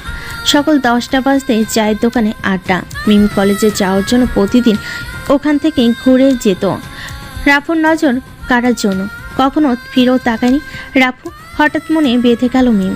মায়ের বড় অদ্ভুত জিনিস। কারো প্রতি যদি একবার হয়ে যায় সে বরবাদ হয়ে যাবে, তবুও মায়া কাটিয়ে উঠতে পারবে না। আজকাল রাফু মিমের পিছু নেই কলেজ পর্যন্ত। প্রতিদিনের মতো মিম ফিরছিল কলেজ থেকে। রাস্তার মোড়ে দাঁড়িয়ে আছে সোহান বন্ধুদের সাথে। নিস্তব্ধ রাস্তায় চোখ যত দূর যায় সম্পূর্ণ জনমানবহীন। শেওয়ালের মতো পিছু নেই সোহান। ভয়ে মিমের হাত কাঁপছে। জোরে জোরে হাঁটতে শুরু করে, কিন্তু কাজ হয়নি। সোহান ধরে ফেলে তাকে। দাঁত বের করে হাসছে বাকি বন্ধুগুলো। সোহানের হাতের মুঠোয় মিমের চুলগুলো ধরে আছে। এক হাত দিয়ে গালে স্পর্শ করছে বারবার। সাদা ওড়নাটা রাস্তার উপরে ফেলে রাখছে সোহান। হঠাৎ এক চিৎকার সোহানের। মিমের চুলগুলো ছেড়ে দিয়ে নিজের ওড়না হাত ধরে বসে পড়েছে। হাতের কবজি ছিন্ন হয়ে গেছে দেহ থেকে। বাকি বন্ধুরা সোহানকে ফেলে পালিয়েছে। কাশবনের পাশেই দাঁড়িয়ে আছে রাফু, হাতে ধারালো ছুরি, রক্তের স্রোত বয়ে গেছে ওখানেই। মিমের চোখ কাঁপছে, ওনাটা ওর শরীরে জড়িয়ে দিয়ে বলল রাফু। মিম, তুমি রাস্তার ওপাশে গিয়ে দাঁড়াও একটু। সোহানের পা ধরে টেনে ঢুকছে কাশবনের ভিতর, হামা করে চিৎকার করছে সোহান। নিস্তব্ধ রাস্তায় কেউ নেই ওর চিৎকার শোনার জন্য। কাশবনের আড়ালে নিয়েই হাতের ছুরি দিয়ে সোহানের পায়ের শিরা কেটে দেয় রাফু। ছটফট করছে সোহান, চিনচিনে গরম রক্তে মেঘের গাছে রাফুর মুখ। নেশা বেঁধে গেছে গরম রক্তে। উত্তেজিত সোহানের প্যান্ট খুলে যৌনাঙ্গ ছিঁড়ে ফেলে দেহ থেকে। রক্তচক্ষু রাফু বলল, নিস্তব্ধ রাস্তায় মেয়ে দেখলেই উত্তেজিত যৌনাঙ্গ পুরুষে থাকতে পারে না। নিজেকে নিয়ন্ত্রণ করে একটা মেয়ের নিরাপত্তা রক্ষায় একজন পুরুষের চিহ্ন তোর মধ্যে তা নেই। সোনের আত্মচিৎকারে নিস্তব্ধ কাশবনে প্রাণ জেগেছে। সোনকে ওখানে ফেলে উঠে আসে রাফু। নিজের গেঞ্জি খুলে রক্ত মুছতে মুছতে মিমকে বলল, বাসায় যাও, আর কোনো সমস্যা হবে না, আমি আসছি তোমার পাশে। মিমের মুখে কথা নেই, চোখে পৃথিবীর সমস্ত ভয় জড়ো হয়ে আছে, থরথর করে কাঁপছে। বুঝতে পারে রাফু ভীষণ ভয় পেয়েছে। পাজকোলা করে তুলে নিজেই পৌঁছে দেয় ওর বাসায়। সাবধানে থাকতে বলে আসে রাফু। ধমকি সুরে মিমের মাকে শাসিয়ে আসে মেয়ের যত্ন নিতে। সোহানের মৃত লাশটা বাসার সামনেই রাখা, সাদা কাপড়ে মোড়ানো। বেদনার্থ কণ্ঠে বারবার কান্না করতে করতে জ্ঞান হারাচ্ছে সোহানের মা।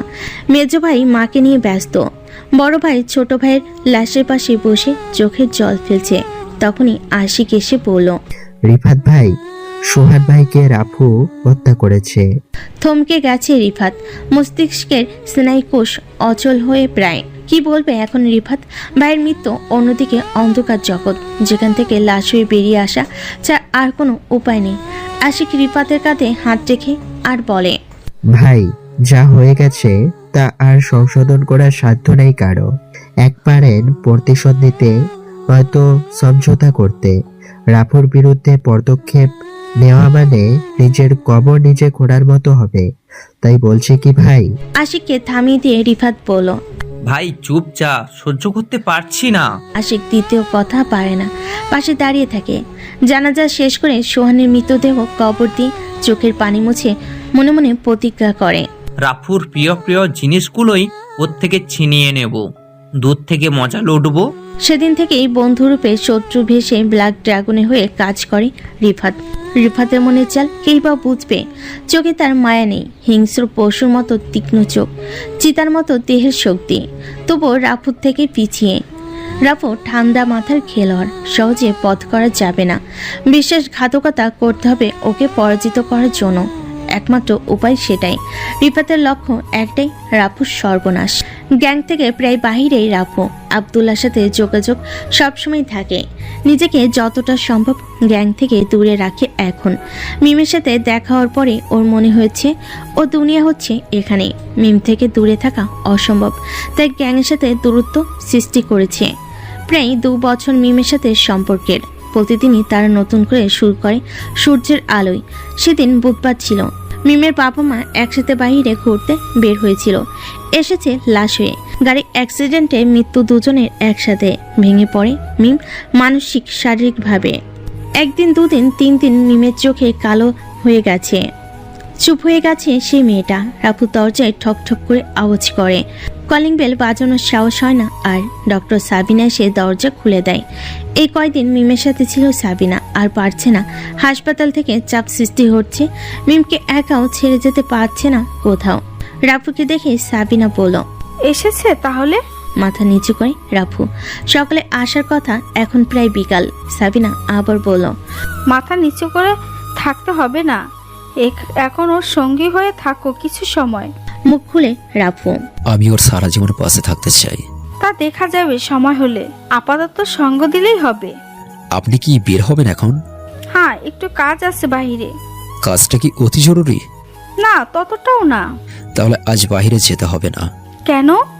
অবাক হয়ে সাবিনা রাফুর পকেট থেকে কিছু টাকা বের করে সাবিনার হাতে দেয় আর বলল, আমি এখন আজ মিমকে বিয়ে করতে চাই, আপনি ব্যবস্থা করুন। কিন্তু মিম কি রাজি হবে? মিমের সাথে আমি কথা বলছি, আপনি দেখুন একটু। আচ্ছা বলে সাবিনা বাসার বাইরে গেছে কেনাকাটা করতে। রাফু মিমের রুমে ঢুকে বিছানায় বসে আছে মিম। ফ্লোরে বসে মিমের হাত ধরে আছে রাফু। রাফুর দু হাতে মিমের হাত দুটো নিয়ে শক্ত করে ধরে আছে।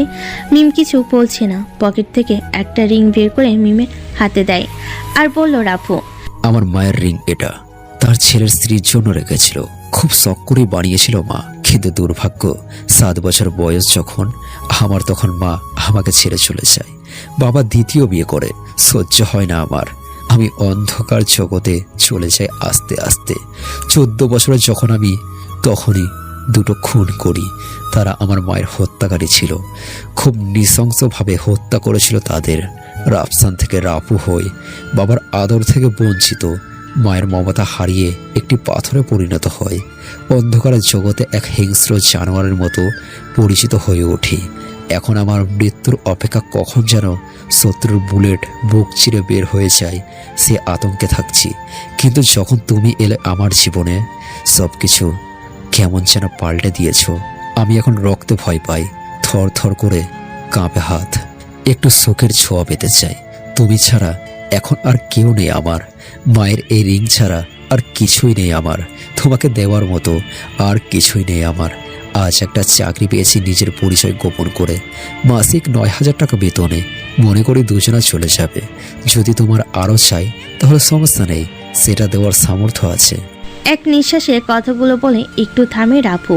নিজের হাত দুটো নিজের ঠোঁটের সাথে মিশিয়ে আবার বলে, তোমাকে আর দূরে রাখতে চাই না মিম। সাবিনা আপুও আর থাকতে পারছে না এখানে। দূরের আত্মীয়রাও আর খোঁজ নিচ্ছে না তোমার। তোমাকে আপন করে পেতে আজ বাবার থেকে রিংটা চেয়ে নিয়ে আসছি। আজই অফিসে গিয়ে দুজনের বন্ধন পবিত্র করে ফেলি। তোমাকে জোর করার মতো শক্তি নেই। ভালোবাসার জোরে এতটুকু বলছি, চলো বিয়ে করি আজ এক্ষুনি। মিম কথা বলছে না, হাত থেকে রিংটা ফিরিয়ে দিয়েছে রাফুর হাতে। হতাশ রাফু, কি বলবে এখন? এক ঝাঁকমিক জড়ো হয় রাফুর মনে। মাথা ঠেকিয়ে রাখি মিমের কোলে। হালকা করে চুলগুলো টেনে দিচ্ছে মিম। বিষণ্ণ রাফুর মন। তার কোল থেকে রাফুর মাথা সরিয়ে হাত বাড়িয়ে দেয় রাফুর দিকে। পরিয়ে দেবে না নাকি হাতের মুঠোয় রেখে দিবে? রাফু স্তব্ধ। সত্যি কি মিম বলেছে এটা? মুচকি হেসে ফেলেছে মিম। রাফুর হৃৎপিণ্ড ধুকপুক করে ড্রাম বাজানোর মতো লাফাচ্ছে। মিম বলল, তোর হৃৎপিণ্ড যে বাহির হয়ে আসবে, তাড়াতাড়ি পরিয়ে দাও। রাফুর হাত কাঁপছে, তবুও শক্ত করে মিমকে পরিয়ে বুকে জড়িয়ে নেয়। এক পৃথিবী সুখ আজ দুজনের মনে। ঠোঁটে ঠোঁট মিশতেই কাশি দিয়ে ওঠে সাবরিনা। সরে আসে দুজন। সাবিনা বলল, তাহলে তোমরা প্রস্তুত? কাজী ডাকবো? মিম চুপ হয়ে গেছে। রাফু বলল, আপু, আপনাকে তো বলছি, আর বাসর ঘর কোথায় সাজাবেন? তখনই মিম বলে উঠল, আপু, তুমি আমার রুমেই বাসর সাজাবা? আর মিস্টার রাফসান, আপনিও আজ থেকে আমার বাসায় থাকবেন। আমি আপনার মেসে থাকতে পারবো না। রাফু হাসছে।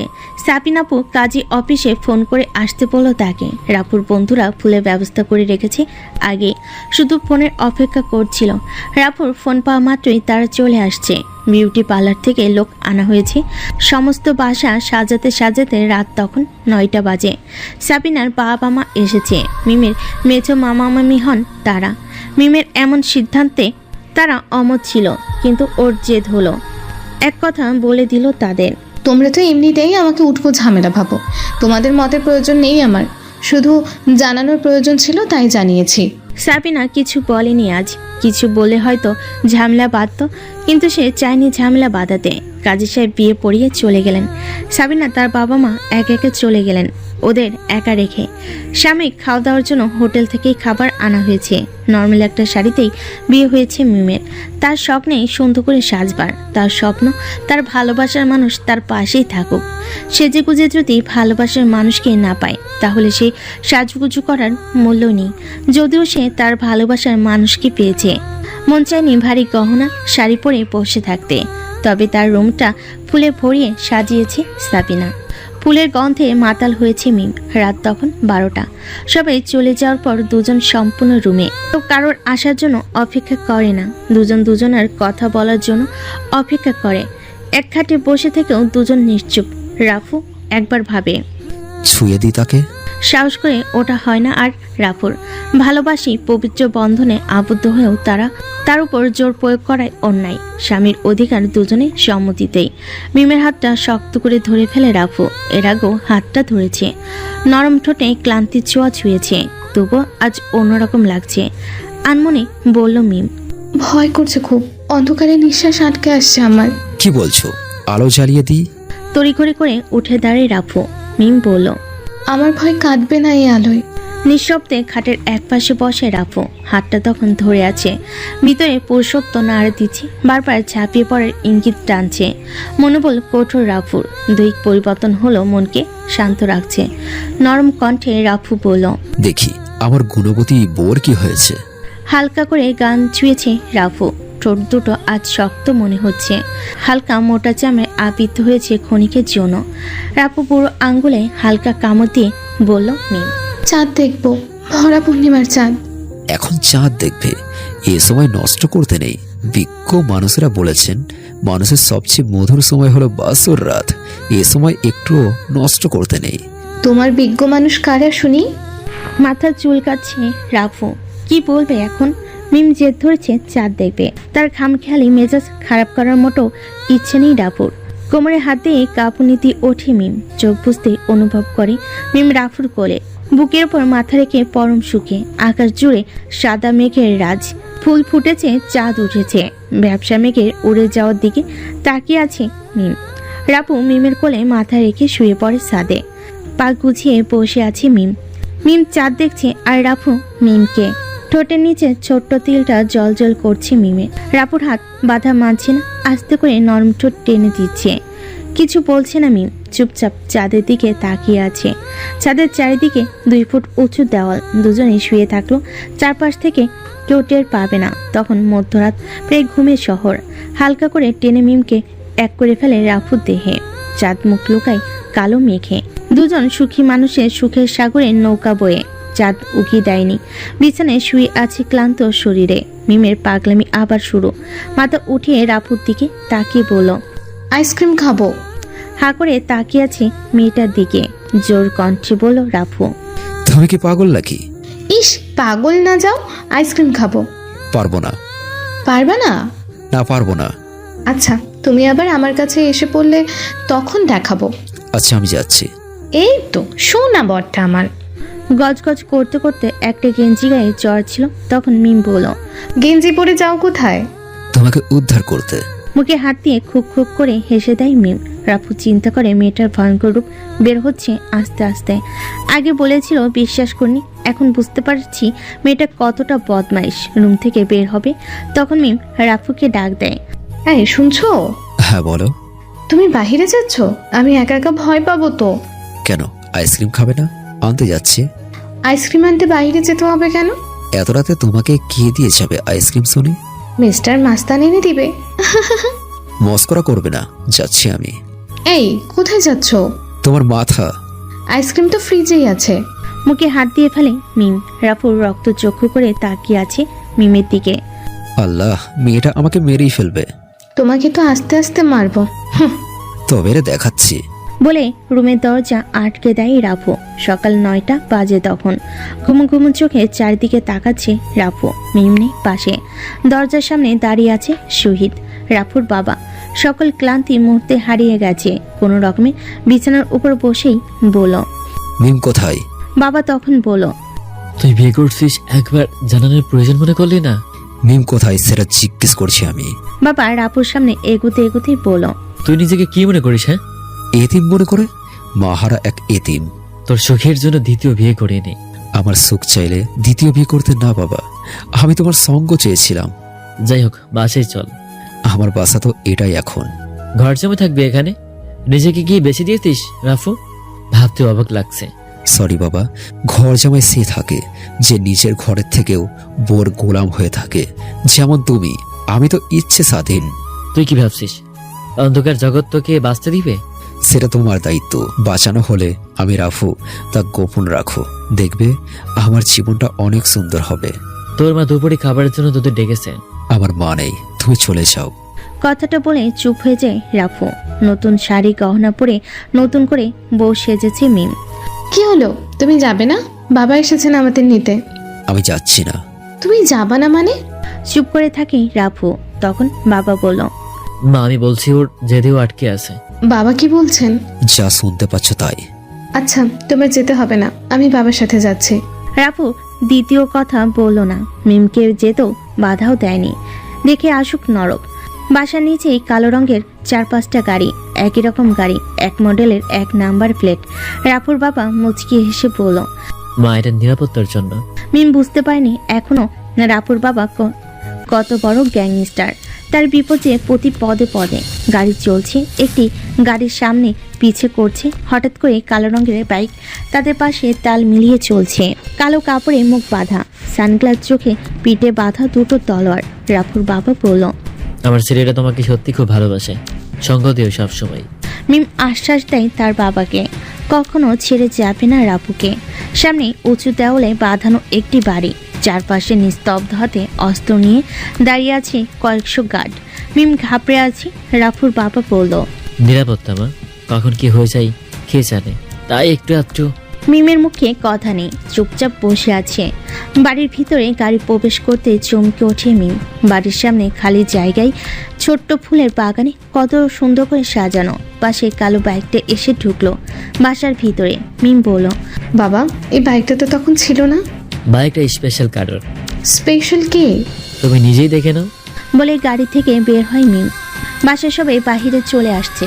রাফুর সৎমা, বাবার দ্বিতীয় বইয়ের ছোট মেয়ে আরিফা আর বড় ছেলে আব্দুল্লাহ। আব্দুল্লাহকে বন্ধু ভেবে সে তাকে কখনোই ভাই ভাবেনি রাফু। সৎমা সবার সামনে।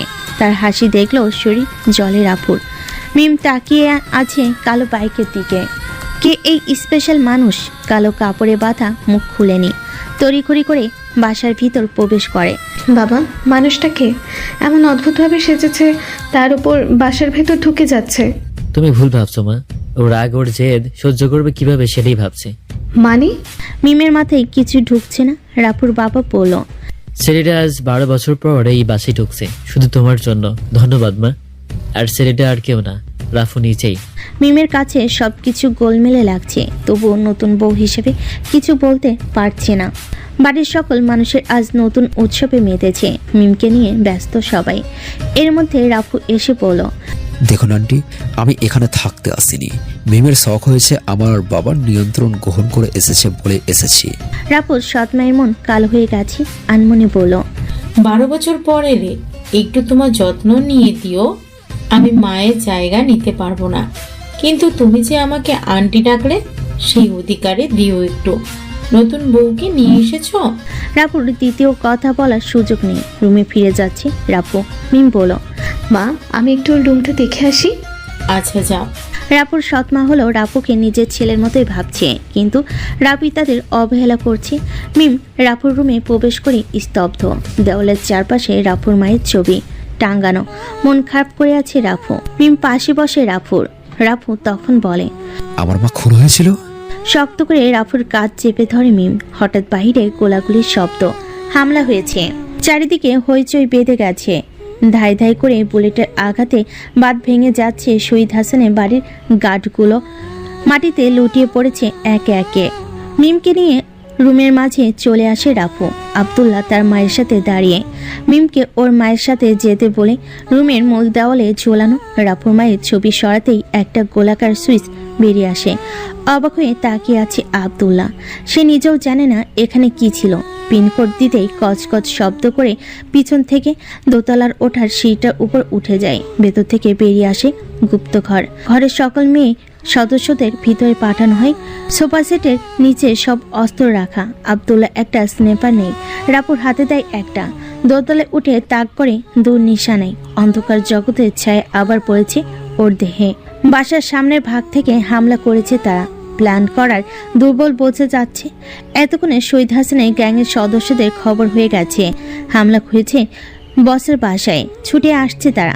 রাফু আব্দুল্লাহকে বলল, আমাকে কভার করিস, আমি নামলাম। বলে স্নেপার রেখে একটা সাব মেশিন গান হাতে নিয়ে বেরিয়ে পড়ে। সামনে যা আসছে তছনছ করে ফেলছে। পেছনে আব্দুল্লাহ স্নাইপার দিয়ে কভার করে রাখছে রাফুকে। হঠাৎ রাফুর মাথায় পিস্তল ঠেকিয়ে ধরে রাফুর দলের গার্ড একজন। হতবাক হয়ে যায় রাফু। সে গার্ড বলে, এতদিন তোর অপেক্ষায় ছিলাম। আব্দুল্লাহ গার্ডের দিকে স্নাইপারের নিশানা তাক করতে হাতের ইশারায় ওকে থামিয়ে দিল রাফু। গার্ড মোবাইল বের করে কাউকে ফোন করে বলল, বস, রাফুর মাথায় পিস্তল ঠেকিয়ে আছে, কত দিবেন ওর মাথার মূল্য? রাফু হাসছে। নিজের মাথায় মূল্য নির্ধারণ করতে গিয়ে ভুলে গেছে সে কার মাথার দিকে পিস্তল তাক করিয়ে রাখছে। হাতের ইশারায় স্নাইপারের 4 ইঞ্চি বুলেটে থেতলিয়ে গেছে গার্ডের মাথা। রক্তে মেখে গেছে রাফুর মুখ। ফোনটা হাতে নিয়ে রাফুকে বলল, রাফু বলছি, আমার মূল্য শুধু আমাকে দিই মেটানো যাবে। তুই কোন দেশের আলুবে? ফোনের ওপাশ থেকে উত্তর আসে না। একটানে পানি গ্লাস শেষ করার শব্দ আসে। রাফু আবারও বলল, আমার পরিবারের দিকে দ্বিতীয়বার যদি চোখ তুলে তাকিয়েছিস না, তোর চোখ তুলে তোর পিছনে ঢুকিয়ে দেব। মনে রাখিস, এ পরিবারের দুটো মাল পয়দা করে রাখছে শহীদ, তোদের মতো ছুনোপুটি দেখে নেবার জন্য। বলেই ফোন ডিসকানেক্ট হয়ে যায়। রাফুর দলের লোকগুলো ঘেরাও করে ফেলে তাদের। গোলাগুলি তখন বন্ধ। রাফুর বাবা উত্তেজিত কণ্ঠে বলছিল, কার এত বড় সাহস আমার পরিবারের উপর হামলা করে? কার সাহস? মিম ঘাবড়ে আছে। বেসিনে মুখটা ধুয়ে নেয় রাফু। মিমের হাতটা শক্ত করে ধরে আছে আব্দুল্লাহর মা। মিম, এদিকে এসো। ডাক দেয় রাফু। মিমের পাশে এসে দাঁড়াতেই রাফু বলল, দ্য ব্ল্যাক ড্রাগন পরিবার প্রতিষ্ঠাতা শহীদ আমার জন্মদাতা মিসেস শহীদ, তার পরিবার। দেওয়ালের ঝুলানো মায়ের ছবি দেখছো না? আমার গর্ভধারিণী মা, তাকে খুন করা হয়েছে। তা তো বলছিলাম তোমাকে, আজ সবার সামনে কথাটা বলি। রাফু এসব কেন? রাফুর কথার মাঝে ওর বাবা বলে ওঠে, সত্যিটা ওকে জানতে হবে। ওর সাথে বাকি জীবনটা যে কাটানো বাকি। তোমার মতো বউয়ের আসলে মুখ লুকিয়ে থাকার ছেলে নয় আমি। রাফু, কি বলছো এসব? চুপ করুন আন্টি, সত্যিটা আপনিও জানেন না, জানতে হবে আপনাদের। মনে আছে আন্টি, আপনার বাবা এক দুর্ঘটনায় মারা যায়। সেটা মিস্টার শহীদের গাড়ি ছিল, যেটা আপনার 2 ভাই বুঝতে পেরেছিল। তারা হামলা করে মিস্টার শহীদের উপরে। দুর্ভাগ্যবশত তার সাথে আমার মাও ছিল। তার কিছু হয়নি। মায়ের দেহ 2 খণ্ড হয়ে পড়েছিল রাস্তায়। কেউ এগিয়ে আসেনি। গাড়িতে বসে এসব ঘটনা নিজ চোখে দেখেছি। বয়স তখন মাত্র 9 ছিল। কিছু করতে পারিনি। আমার কাছে যে তলোয়ার দুটো দেখেন, এই দুটো দিয়েই আমি আপনার ফায়দের হত্যা করে মা হত্যার প্রতিশোধ নিয়েছি।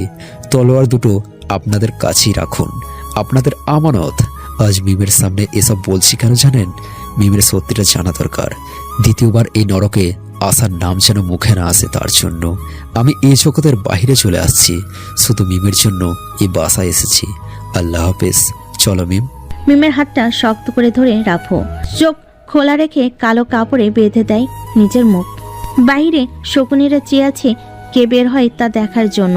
যে বাইকে এসেছিল তাতে চলে গেছে রাফু। লন্ডভন্ড হয়ে আছে চারিদিকে। রাত তখন 2টো। মিমের চোখে আতঙ্ক। সারাদিনে কি দেখছে তা ভুলতে পারছে না। রাফুর সাথে কথা বলতেও বুক কাঁপছে ওর। মিমের হাতে হাত রাখে রাফু। শান্ত কণ্ঠে বলল, আমি অন্ধকার থেকে বেরিয়ে আসছি মিম। আমি সে জগতে ফিরতে চাইনি। তুমি বরং নিজ ইচ্ছেতেই গেছো এমন জায়গায় যেখানে নরকের চাইতে কষ্টের। মৃত্যুর সবসময় হাতের মুঠোয় থাকে। তুমি নিজ চোখে দেখেছো। সবকিছু ছেড়ে চলে এসেছি আমি। আমার শুধু তুমি চাই। আর চলে যাব অনেক দূরে। তুমি আর আমি থাকবে না, কেউ কেউ আমাদের চিনবে না। এমন জায়গায় চলে যাব। তবুও আমি একটা তুমি চাই। মিম কিছু বলছে না। রাফুর চোখে পানি ঝরছে। মিম বসা থেকে উঠে নিজের লাগেজ গোছানো শুরু করে। চোখ মুছে মিম বলল, কি হলো? তোমার কিছু লাগবে না? গুছিয়ে নাও। রাফুর মুখে স্বস্তির হাসি। মিম আবারও বলল, তুমি হাসতেও পারো? আমি তো আজই দেখলাম। রাফু কিছু বলল না। নগদ টাকা আর কিছু কাপড় চোপড় গুছিয়ে রওনা হলো তারা অচেনা গন্তব্যে। বাসা থেকে মিমের গাড়ি নিয়ে বের হয় তারা। বাসায় বাহিরের শকুনের মতো নজর পেতে রেখেছিল রিফাত আর আশিক। রাফুর গাড়ি বের হতেই আশিক ফোন করে আব্দুল্লার কাছে। বস, রাফু বের হয়ে গেছে। টেবিলের উপর জোরে জোরে আঘাত করে বলল আব্দুল্লাহ। এবার যাবি কোথায় রাফু? ওই দিন তো বেঁচে গেলি। নিজ বাড়িতে হামলা করেও তোকে মারতে পারিনি। বাইরে বসে তোর জীবন শেষ করতেই হবে। এক জঙ্গলে শিকারী একজন থাকে। দ্বিতীয় জনের মৃত্যু যে শিকারী করতে পারে সেই রাজা হয়। বস, আমরা কি পিছু নেব? হ্যাঁ, পিছনে দেখ কোথায় যায় ওরা। ওকে বস, আপনাকে আপডেট দিচ্ছি পরে। গাড়ি চলছে অচেনা গন্তব্যে, কোথায় যাবে দুজন কেউ জানে না। শহর থেকে বেরিয়ে আসতেই মিম বলল, এই শোনো না, হ্যাঁ বলো। আমাদের বিয়ের আজ দ্বিতীয় দিন, কিন্তু আজকে আমরা পালিয়ে যাচ্ছি। আমাদের ভালোবাসা রোজ বাসর রাত হবে, নতুন করে নতুনভাবে রোজ বিয়ে হবে আমাদের। নতুন সকালে তোমাকে নতুন করে নিব, একটু কষ্ট করো প্লিজ। আমি আইসক্রিম খাবো। এটা বাসা নাকি? এখন আইসক্রিম পাবো কোথায়? এই যে দেখো, রাস্তার পাশে কত দোকান, একটা থেকে নিয়ে দাও। ঠান্ডা লাগবে তো তোমার? আমার ঠান্ডা লাগলে তোমাকে জড়িয়ে রাখবো, তুমি গরম হলে আমার ঠান্ডা চলে যাবে। তুমি বাচ্চাদের মতো করো কেন? এই দেখো, আমার সব দাঁত উঠে গেছে, এখন বাচ্চা নই আমি। পাগলি একটা। বলে রাস্তার সাইডে গাড়ি থামিয়ে মিমের জন্য একটা আইসক্রিম নিয়ে আসে। মিমের হাতে আইসক্রিম দিতেই মিম রাপুর হাত ধরে একটানে ওর উপরে নিয়ে আসে। রাপুর অর্ধেক গাড়ির ভিতর আর অর্ধেক মিমের উপর। নিঃশ্বাসে নিঃশ্বাস মিলছে দুজনের। মিম বলে ওঠে, চলো হানিমুনে যাই কক্সবাজার, তুমি আমি আর সমুদ্র। মিমের ঠোঁটে রাপুর ঠোঁট ভিজিয়ে বলল রাফু, চলেন মহারানী, আপনার যা হুকুম। রাজা তো পালন করবে, আপনি খুশি তো পুরো দুনিয়া সুন্দর। রাতের কিছুটা সময় কুমিল্লার এক হোটেলের সামনে গাড়ি থামিয়ে খাওয়া দাওয়া করে গাড়ির মধ্যেই ঘুমিয়ে থাকে ওরা। রাফুর কাঁধে মাথায় রেখে নিশ্চিন্তে ঘুমিয়ে থাকে তারা। সকালে আবার রওনা হয় কক্সবাজারের উদ্দেশ্যে। সন্ধ্যা তখন। কক্সবাজার পৌঁছে হোটেল রুম বুক করে ফ্রেশ হয় দুজনে। রিফাত আশিক ওদের পিছু নিয়ে পৌঁছে যায় কক্সবাজার। আব্দুল্লাহকে ফোন করে জানিয়ে দেয় ওরা কক্সবাজার আসছে। আব্দুল্লাহর দেরি করে না, রাতের ফ্লাইট ধরে চলে যায় কক্সবাজার। সমুদ্রের তীরে লোকজন কমছে ধীরে ধীরে। মিম আর রাফু হাঁটছে, সমুদ্রের ঢেউয়ের শব্দে তাদের মুগ্ধ করছে। তীব্র বাতাসে চুলগুলো এলোমেলো হচ্ছে মিমের। পাশেই টুরিস্টের বসার জন্য একটা বেঞ্চ রাখা, ঘন্টা হিসেবে ভাড়া নেই তারা। রাফু বসেছে, মিম দাঁড়িয়ে আছে, বাতাসে নিজেকে হারাচ্ছে। আসক্ত হচ্ছে রাফু, মিমের আসক্ত। কোমর ধরে বসিয়ে ফেলে রাফুর কোলে, ঘাড়ের উপর গরম নিঃশ্বাস ফেলে কানের পাশে মুখ নিয়ে বলে রাফু, ম্যাডাম রুমে চলি? জি না, আমি এখানেই ভালো আছি, রুমে গেলে। থমকে গেছে মিম, রাফুর হাত থেকে ছুটতে চাইছে, পারছে না। চুলের ঘ্রাণে ডুব দিচ্ছে রাফু মিমের গভীরে। তীব্র বাতাস, সাগরে অদৃশ্য শব্দে নেশাগ্রস্ত রাফু। মিমের ভালোই লাগছে সব মিলে। দূর থেকে তাদের দেখছে রিফাত, শরীরে তার প্রতি রাগ বুদবুদ করে ফুটছে। হাতে ছুরিটা শক্ত করে ধরে বলছে, আশিক, মন চাচ্ছে ওকে এক্ষুনি শেষ করে ফেলি। ভাই শান্ত হন, আব্দুল্লাহ ভাই আসুক, তারপর না হয় খুনটা আপনি করলেন, দোষটা আব্দুল্লাহর উপর চাপিয়ে দেবেন। হ্যাঁ এটা ঠিক, সাপু মরলো, লাঠিও ভাঙলো না। এটা ভেবে ফিরে আসে রিফাত আর আশিক। মিমকে কাছে টেনে নিয়েছে রাফু। নিস্তব্ধ সমুদ্রের দিকে কেউ নেই ওদের বিরক্ত করার জন্য। দু এক জোড়া লাভবার্ড রাফুর মতোই তার লাইফ লাইনকে জড়িয়ে হাঁটছে। এই আমি ভিজবো, হঠাৎ বলে উঠল মিম। রাফুর তো চোখ লাল হয়ে যাচ্ছে মেয়েটার পাগলামি দেখে।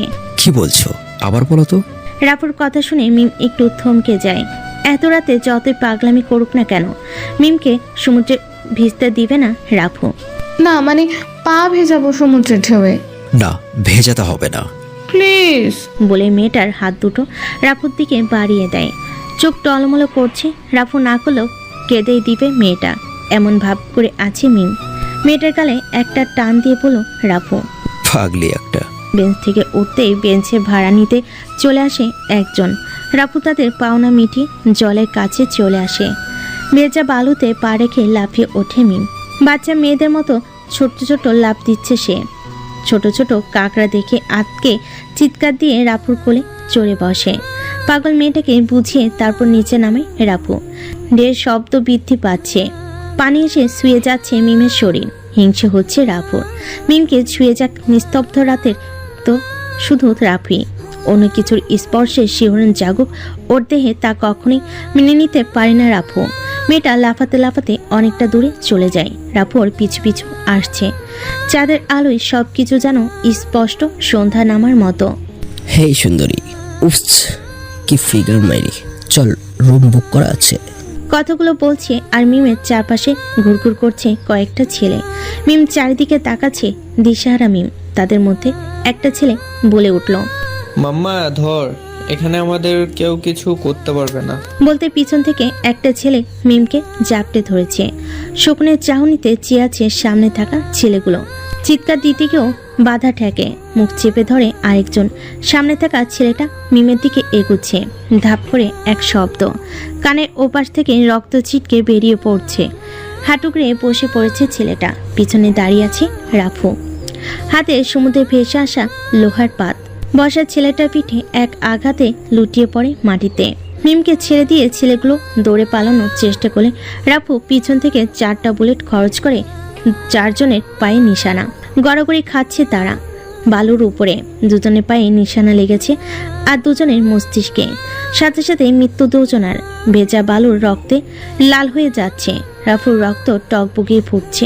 সামান্য পানি ওকে ছুঁয়েছে, তার কারণে ওর রাগ হচ্ছিল। আর এরা তো মানুষ। পায়ে হাত দিয়ে চেপে ধরে চিৎকার করছে দুটো ছেলে। তাদের সামনে দাঁড়িয়ে রাফু, হাতে লোহার পাত। তোরা ভুল করছিস রে, ভুল মানুষের শরীরে স্পর্শ করেছিস বলে ওদের দুজনকে আঘাত করা শুরু করে দেয় রাফু। আমার কলিজায় হাত দিবি তোরা, তাই না? চিৎকার করে বলছে এগুলো। তার শরীরে সমস্ত শক্তি দিয়ে ওদের আঘাত করছে। দেহের হাড়গুলো মরমর করে ভাঙছে। সে শব্দ রাপুর কান পর্যন্ত পৌঁছে যাচ্ছে। ওদের আর্তনাদ রাপুর কোণে পৌঁছায় না। টহলকারী পুলিশ দৌড়ে আসছে ওদের চিৎকার শুনে। ঘটনা স্থানে ততক্ষণে রাফু 2টো বুলেট ওদের দেহে চিরে বের হয়ে গেছে। পুলিশ 5টা লাশ উদ্ধার করে সেখান থেকে। কে মেরেছে প্রমাণ নেই। হোটেলে আসতে আসতে মিম বলল, ওদের এভাবে মারা ঠিক হয়েছে কি? তোমাকে স্পর্শ করা সেই সকল মানুষের মৃত্যু ভয়াবহ হবে। তোমাকে স্পর্শ করার অধিকার শুধু আমার। আসছে অধিকার দেখাতে। রাপুর রাগ তখনও কমেনি। বড় বড় নিঃশ্বাস ফেলছিল, চোখ লাল হয়ে আছে। মিম রাফুর দিকে তাকিয়ে একটু চুপ হয়ে গেছে। আবার বলল, আমি তো তোমারই। তুমি ছাড়া যে আমাকে স্পর্শ করবে তার হাত আমি ভেঙে দিব। শুধু হাত না, জীবন যাবে। হয়েছে, আর জীবন নিতে হবে না। আমি একটা রাফুকে চাই, যে রাফু এইসব মারধর থেকে সম্পূর্ণ আলাদা। আমি আমার জন্য মারধর ছেড়েছি, তোমার জন্য ছাড়িনি। আমার উপর অন্যায় হবে সহ্য করব, কিন্তু তুমি, তোমার উপরে ফুলের টোকা আসলেও আমি হিংস্র হব, কারণ তুমি স্পেশাল। কেমন স্পেশাল মিস্টার মাস্তান? রাপুর কথা বলা মোটেও ইচ্ছে নেই এখন। নির্বিলি হোটেলের রুমে ঢুকে ফ্রেশ হয়ে বিছানায় ওঠে।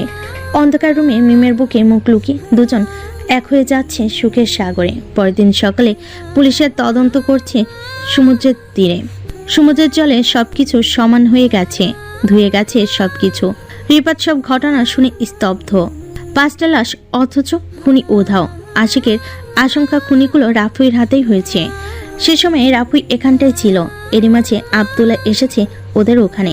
রিফাত আব্দুল্লাহর সামনে এগিয়ে বলল, বস, গত রাতে 5 জন খুন হয়েছে এখানে। তো না বস, তা নয়, টুরিস্টদের নিরাপত্তার জন্য পুলিশ পাহারা বেশি হবে এখানে। তাই বলছিলাম কি, কাজটা অন্য এক জায়গায় করলে ভালো হয় না? ঠাস করে একটা চড় মেরে দেয় রিফাতের গালে আব্দুল্লাহ। রক্ত চক্ষু করে বলল আব্দুল্লাহ, এমন সুযোগ দ্বিতীয়বার আসবে বলে মনে হয় না। শহরে বসে রাফুর শরীরে চুল পরিমাণ আঘাত করা সম্ভব না, তাই যা করতে হবে এখানেই। পুলিশ আমি দেখে নিব। রিফাত আর কিছু বলল না। নিজের শরীরে রাগ কন্ট্রোল করে রেখেছে শুধু। সময়ের অপেক্ষা। সারাদিন রাফু আর মিম সমুদ্রের তীরে ঘুরে বেড়াচ্ছে। নোনা জলে শরীর ভেজাচ্ছে। যিনি কুড়াই মিম। রাফু ফ্রেমবন্দি করে সবগুলো। তখন 10টা। ওরা দুজনেই সমুদ্রের তীরে ডাবের পানি খেতে খেতে হাঁটছিল। হঠাৎ সব পুলিশ চলে যাচ্ছে সেখান থেকে। রাফু খেয়াল করেনি সেটা। হাঁটছে তারা, কল্পনা করছে তাদের ভবিষ্যৎ নিয়ে। গত রাতেও তারা তাদের বাচ্চার নাম দিয়ে ঝগড়া বেঁধেছে। ঝগড়া শেষ হয়েছিল এটা বলে, যদি ছেলে হয় তাহলে নাম রাফু রাখবে, আর মেয়ে আসলে তার নাম মীরা হবে। দুজনের মতামত এক। জড়িয়ে ধরে আবারও ঘুম দিয়েছে। আজ দুজনেই হাঁটছে সমুদ্রের তীরে। আকাশে মেঘ জমেছে, একটু হলে কেঁদে দিবে আকাশ। মিম আকাশের কান্নাকে বৃষ্টি ভেবে উপভোগ করবে। রাফু করে মিমের পাশে দাঁড়িয়ে। আব্দুল্লাহ আশিক আর রিফাতকে মুখে কালো কাপড়ে বেঁধে নিতে বলে। যখন দুজন দুজনের ঠোঁটে আসক্ত হবে তখনই হামলা করতে হবে। আশিকের পিছনে আয়রন রড। আশিকের কাজ শুধু রাফুর মাথায় আঘাত করে তাকে অবচেতন করা। বাকি কাজটা রিফাতের কাছে ছুরি আর আব্দুল্লার কাছে রাফুর ফেভারিট 9mm পিস্তলটা। রাত 10টা একটু বেশি, ডাবের জলে তৃষ্ণা মিটছে না রাফুর। মিমের মাথার পিছনে হাত রেখে টেনে নেয় রাফুর কাছে। দুজনের চোখে অতৃপ্ত তৃষ্ণা। কোমল ঠোঁটে এক হতেই আশিকের হাতে থাকা আয়রন রডের আঘাতে বসে পড়ে রাফু। মাথা ফেটে রক্ত ঝরছে। ঘুরিয়ে আরেকটা আঘাত চেয়ে আছে রাফু তাদের চেহারার দিকে। কালো অন্ধকার ছায়ার মতো লাগছে। মিম রাফুকে ধরতেই আশিক মিমকেও আঘাত করে, এক আঘাত। বালিতে লুটিয়ে পড়তেই কোনো রকম উঠে দাঁড়ে আশিকের গলা টিপে ধরে। জিহ্বা বাহির করে ফেলে আশিক। রিফাতের কাছে থাকা ছুরিটা রাফুর ডান বুকে পুষিয়ে দেয়। মা করে চিৎকার করে রাফু। সমস্ত পৃথিবী অন্ধকার। গভীর ক্ষতের সৃষ্টি হয় বুকের ডান পাশে। ছুরিটা রাফুর হাতে নিয়ে অন্ধকারে চালিয়ে দেয়। আঘাত করে আব্দুল্লার হাতে। চিনচিনিয়ে রক্ত ঝরছে ওর হাত থেকে। তবুও দাঁড়িয়ে রাফু। সবশেষে আব্দুল্লাহ রাফুর বুকের ডান পাশে তার পিস্তলের একটি বুলেট বুক চিরে ঢুকে যায়। লুটিয়ে পড়ে সমুদ্রের তীরে। সবকিছু নিস্তব্ধ। মিমের জ্ঞান নেই। অতিরিক্ত রক্তক্ষরণের জ্ঞান হারিয়েছে। রাফু তাকিয়ে আছে আকাশের দিকে। সমুদ্রের ঢেউ বারবার এসে শরীরে জড়িয়ে যাচ্ছে। নিশ্চুপ হয়ে গেছে। আব্দুল্লাহ ওদের নিয়ে একটু দূরে যেতেই ধাই ধাই করে আরো দুটো শব্দ হয়। রিফাতের রক্তাক্ত দেহ লুটিয়ে পড়ে বালুতে। আশিক হতবাক হয়ে তাকিয়ে আছে। আব্দুল্লাহ বলল, শালা আমাকে ব্ল্যাকমেল করার জন্য ভিডিও করে। বলে রিফাতের সাথে বোতামের মতো লুকানো ক্যামেরাটা বের করে নেয় আব্দুল্লাহ। আশিক তবদা খেয়ে দাঁড়িয়ে আছে। আব্দুল্লাহ আবার বলে, যখন ভিডিও রেকর্ড হচ্ছিল তখন সবুজ রঙের বাতি সিগন্যাল দিচ্ছিল, আর তাতেই আমার মাথার বাল্ব জ্বলে ওঠা। বিশ্বাসঘাতক। আশিক ভাবতে পারেনি রিফাতের মনে এই বুদ্ধি চলছিল। আব্দুল্লাহ দ্বিতীয়বার আবার বলে, আশিক, রিফাতের লাশ গুম করে ফেল। তোর অ্যাকাউন্টে পর্যাপ্ত পরিমাণে মাল পেয়ে যাবি। শুধু গ্যাং এর মধ্যে কথাটা ছড়িয়ে দিবি যে এক অ্যাক্সিডেন্টে রিফাতের হাত কেটে গেছে, আর ওই অ্যাক্সিডেন্টের পর রিফাতকে আর খুঁজে পাওয়া যাচ্ছে না। ব্যাস এতটুকুই। ওকে বস, আপনি যা বলবেন তাই হবে। চলে যায় আব্দুল্লাহ। আশিক রিফাতের লাশের পেট কেটে ফেলে ওর হাতের ছুরি দিয়ে। বালি ভর্তি করে কোমরের বেল্ট খুলে শক্ত করে বেঁধে সাগরের গভীরে নিয়ে ফেলে দেয়। নিখোঁজ রিফাত। ফোন করে কয়েকজনকে খবর ছড়িয়ে দেয় আশিক। সাথে আব্দুল্লাহ শিখানো কথাগুলো। সমুদ্রের তীরে মিম রাফুকে ঘায়েল অবস্থায় পড়ে থাকতে দেখে ওদের হাসপাতালে নিয়ে যায় কয়েকজন টুরিস্ট। কক্সবাজার ওদের চিকিৎসা দিতে না পারে লাইফ সাপোর্টে ঢাকা নিয়ে আসা হয়। অজানা দুজন কেউ নেই তাদের সাথে। কত খরচ লাগবে তাদের চিকিৎসায় কেউ জানে না। ডক্টররা কেউ এগিয়ে আসছে না তাদের দিকে। একজন নার্স চিনতে পারে রাফুকে, যে রাফুর গ্যাং মেম্বারদের একজন। যে কোনো সময় ঘায়েল অবস্থায় তাকে নেওয়া হয় গোপন আস্থানে। চুপি চুপি ফোন করে সে শাহিদ হাসানের কাছে। একদম ক্রিটিক্যাল অবস্থা রাফুর। নিশ্বাস চলছিল কোনো রকম কথা না ঘুরিয়ে সরাসরি সবকিছু বলে। অস্থিরতা শুরু হয় শহীদ হাসানের মনে। কাউকে কিছু না জেনে চুপি চুপি চলে আসে হাসপাতালে। রাফুর মুখে অক্সিজেন লাগানো। নিঃশ্বাস নিতেও কষ্ট হচ্ছে। ডাক্তারি সকল রিপোর্টে সাইন করে শহীদ হাসান। পুলিশ তদন্তের জন্য আসলে শহীদ হাসানকে এখানে থেকে সামাল দিতে চলে যায় তারা। কে আহত হয়েছে তার জানার বিন্দুমাত্র আগ্রহ দেখায়নি তারা। রাফুর অপারেশন চলছে। মিমের অবস্থাও ততটাই দুর্বল। মাথায় আঘাত করে রক্ত জমেছে সেখানে। অপারেশন করলেও কমে যাওয়ার সম্ভাবনা 80%। দুজনে অপারেশন চলছে দুটো রুমে। শহীদ হাসান পাগলের মতো ছুটছে এদিক সেদিক। 18 ঘন্টা অপারেশন হয় রাফুর। এ যাত্রায় বেঁচে গেছে রাফু, কিন্তু সুস্থ হতে কমপক্ষে 6 মাস সময় লাগবে। এতদিন হাসপাতালে ভর্তি হয়ে থাকতে হবে তাকে। মিমের অপারেশন হয়েছে, ডাক্তাররা কিছু বলতে পারছে না ওর অবস্থা। লাইফ সাপোর্টে রাখা হয়েছে মিমকে। বাচ্চা মরা এখন মিমের কাছে। সৃষ্টিকর্তা মিমের ভাগ্যে যা লিখে রেখেছেন তাই হবে। শাহিদ হাসান গোপনে রাফু দেখাশোনার জন্য গ্যাংয়ের স্পেশাল একটা টিম তৈরি করে। সাধন নার্স ওয়ার্ড বয় হিসেবে হাসপাতালে ঘোরাফেরা করে রাফুর নিরাপত্তার জন্য। রাফুর জ্ঞান ফিরে হাঁটতে চলতে পারে না ও। বুকের ভিতর অসহ্য যন্ত্রণায় জ্ঞান হারায় বারবার। রাফুর তখন জ্ঞান ছিল। শাহিদ হাসান রাফুর সামনে দাঁড়িয়ে। কঠিন মানুষদের চোখে জল থই থই করছে। রাফু বলল, গ্যাংয়ের কেউ আমার সাথে বিশ্বাসঘাতকতা করেছে।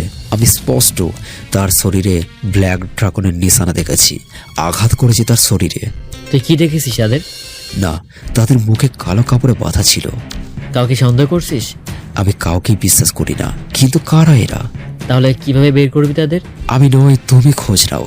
আমার উপরে যেদিন হামলা হয় সেদিনের আশেপাশে কেউ আহত হয়েছে কিনা? শহীদ হাসান থমকে যায়, কিছু না বলে রাফুর সামনে থেকে বের হতে হতে বলছিল, আমি দেখব। শহীদ হাসানের চেহারায় পিছনের ছাপ, কেন জানি মনে হচ্ছে তার আপন কাউকে হারাতে চলেছে। বাসায় দ্রুত চলে আসে শহীদ হাসান। আব্দুল্লাহর শরীরে প্রচণ্ড জ্বর, হাতে বড়সড় ব্যান্ডেজ লাগানো। শহীদ হাসান আব্দুল্লাহর সামনে এসে বলল, কাজটা কেন করলি তুই? ও তোর ভাই হয়, তুইও আমার ছেলে। এখন আমি কাকে বাঁচাই নাকি নিজেই মরে চাই? রাফু কি বেঁচে আছে? আটকে ওঠে আব্দুল্লাহ। তোর কথা রাফু জানবে না, কিন্তু তুই যদি দ্বিতীয়বার রাফুর উপরে হামলা করিস তাহলে ভুলে যাব আমি তুই আমার ছেলে। শহীদ হাসান নরম কণ্ঠে বলল, রাপুর শরীরে ততটুকু শক্তি নেই। একদিন, দুদিন, 7 দিনে পুরো 3 মাস কেটে যায় রাপুর। মিমের চোখ খোলে না, নিশ্চিন্তে ঘুমিয়ে আছে সে। টোল পড়া গালটা শুকিয়ে গেছে তার। রাপুর চোখের জল পড়তে পড়তে কালো আবরণ সৃষ্টি হয়েছে। এরই মাঝে গ্যাংয়ের মধ্যে রিফাতের নিখোঁজ বাবার সংবাদ ছড়িয়ে গেছে। রাপুর কান পর্যন্ত পৌঁছেছে কথাটি। সে শুধু অপেক্ষা করছে সুস্থ হবার। মিমের কানে কানে রোজ বলতো রাফু, তোমার চোখ খোলার আগে সেই সব মানুষের এমন নিকৃষ্ট মৃত্যু দেব যেন পৃথিবীর সমস্ত মানুষ তাদের লাশ দেখে আতকে উঠে। প্রার্থনা করবে এমন মৃত্যু যেন তাদের না হয়। যতটা ভয়ানক মৃত্যু হয় তার চেয়ে বেশি ভয়ানক মৃত্যু দেব তাদের। নিঃশব্দে শুনে যায় মিম। অবচেতন হয়ে পড়ে আছে, চোখ মেলছে না, কানে শুনছে না কিনা তাও অজানা। মিমের লম্বা চুলগুলো কেটে ফেলেছে। রাপু হাত দিয়ে এলোমেলো চুলগুলো আর ঠিক করে দিচ্ছে না, শুধু অপেক্ষা। সুস্থ হতে রাপুর আত্মগোপনে রিফাতের বাসায় খোঁজ। রিফাতের খোঁজ শুনেছে রিফাতের ছোট ভাই ভার্সিটিতে পড়ে, কিন্তু কে তার ভাই সেটাই জানা ছিল না। রাপুর পরিচয় গোপন করে ভার্সিটির অ্যাডমিশন নিয়ে চলতে থাকে সময়। একসময় বৃষ্টি থামে, মায়ের কবরের পাশে শুয়ে আছে রাফু। পাশেই আরেকটি নতুন কবর সাইমার। হতাশ রাফু, কিভাবে তাদের বের করবে সেটাই ভাবনার বিষয়। হঠাৎ রাফুর মোবাইলে একটা ফোন আসে, সিম কোম্পানির অফিসিয়াল নাম্বার থেকে। চমকে উঠে দাঁড়ায় রাফু। বাসে এসে জামাকাপড় চেঞ্জ করে চলে যায় সিম কোম্পানির অফিসে। রিফাত যে সিম ব্যবহার করে সেই সিম অফিসে একজন কর্মকর্তার কাছে এসে কিছু টাকা রাখে টেবিলের উপর আর বলে, স্যার, আমার একটা সিমের মালিকের খোঁজ করতে হবে, যদি সাহায্য করতেন। সেই কর্মকর্তা নরম কণ্ঠে জবাব দিল, দুঃখিত স্যার, আমরা গ্রাহককে নিজস্ব তথ্য প্রকাশ করতে পারি না। অনুগ্রহ করে একটু দেখেন, খুব জরুরি ছিল। নরম কণ্ঠে কর্মকর্তা আবারও জবাব দিল, সরি স্যার বলে রাফু সে কর্মকর্তার চেয়ারে লাথি মারে। ছিটকে পড়ে চেয়ার থেকে সে। ঘাড়ে হাত রেখে একটু বাঁকিয়ে বলতে লাগলো রাফু, সালা তোর কানে কি কথা যায় না? ভদ্রভাবে বলছি, শুনছিস না? দাঁড়া, সোজা হয়ে দাঁড়িয়ে টেবিলে আয়। অফিসের সকলে রাফুর দিকে তাকিয়ে আছে। একজন পুলিশকে ফোন করছে। রাফুর পিছনে গুজে রাখা পিস্তলটা টেবিলের উপর রাখতেই থরথর করে কাঁপতে শুরু করে সেখানকার কর্মকর্তারা। রাফু আবার বলে, আমার কাজ করে দিবি নাকি জীবন থেকে হাত ধুয়ে ফেলবি? সরি স্যার, আমি দেখছি। কর্মকর্তাটা চেয়ার টেনে রাফুর সামনে এনে বলে, বসেন স্যার, আমি কাজটা করে দিচ্ছি। কম্পিউটারের সামনে দাঁড়িয়ে কিবোর্ডে সার্চ করে রানিং নাম্বারে পেল না রিফাতের নাম্বার। কর্মকর্তা বলল, স্যার, এই নাম্বার এখন আর চলছে না।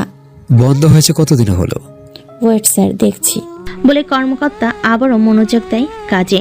কিছুক্ষণ পরে সে বলল, স্যার, এটা 2 বছর আগে বন্ধ হয়েছে। লোকেশন কোথায়? রাফুর কথা শেষ না হতেই পুলিশের 2টো গাড়ি এসে অফিসের চারপাশে ঘেরাও করে রাখে। সাব ইন্সপেক্টর হুমায়ুন কবির অফিসের ভিতরে ঢুকে। সামনেই রাফু, টেবিলের উপর পিস্তল রাখা, মুখ ঘোরানো অন্যদিকে। রাফুর মাথায় হুমায়ুন কবিরের পিস্তলের নলটা ওর মাথায় ঠেকিয়ে বলল, আমার এলাকায় মাস্তানি চলবে না। মাথা না ঘুরিয়ে রাফু বলল, আমার সামনে পুলিশের আইন চলবে না। পিছনে ঝোলানো রাফুর বাবরি চুল মুট করে ধরে হুমায়ুন কবির জোরে জোরে বলে, দেখি তোর কোন বাপ এসে তোকে ছাড়িয়ে নেয়। রাফু হাসতে হাসতে হুমায়ুন কবিরের সামনে দাঁড়ায়। চোখ বড় বড় করে তাকিয়ে থাকে রাফুর দিকে। হুমায়ুন কবির ব্ল্যাক ড্রাগনের ক্যাডার, তাকে নিয়ন্ত্রণ করতো রাফু। রাফুর মৃত্যুর সংবাদে তাদের সবার কাছে পৌঁছে গেছিল। কেউ বিশ্বাস করেছিল, কেউ করেনি। জীবিত রাফুকে সামনাসামনি দেখে আটকে ওঠে হুমায়ুন কবির। চুল ছেড়ে দিয়ে বলে উঠল, রাফু ভাই। সাথে সাথে দাঁড়িয়ে যায় অফিসের সকল কর্মকর্তা। কেউ রাফুকে নিজের চোখে দেখেনি, ওর তাণ্ডবের কথা শুনেছে। চোখের ইশারায় হুমায়ুন স্যারকে চলে যেতে বলল রাফু। মুহূর্তে সবকিছু খালি করে চলে গেছে তারা। রাফুর পিস্তলটা এখনো টেবিলের উপর। কর্মকর্তা বলল, স্যার, কক্সবাজারে এই নাম্বারটি শেষবারের মতো বন্ধ হয়েছে। তবে বন্ধ হওয়ার 2 ঘন্টা আগে একটা নাম্বারে ফোন করেছিল সে। কার নাম্বার ছিল সেটা? জি স্যার, আশিক নামে রেজিস্টারের করা আছে আমাদের ফাইলে। তার ছবি অ্যাড্রেস? বুঝেছি স্যার।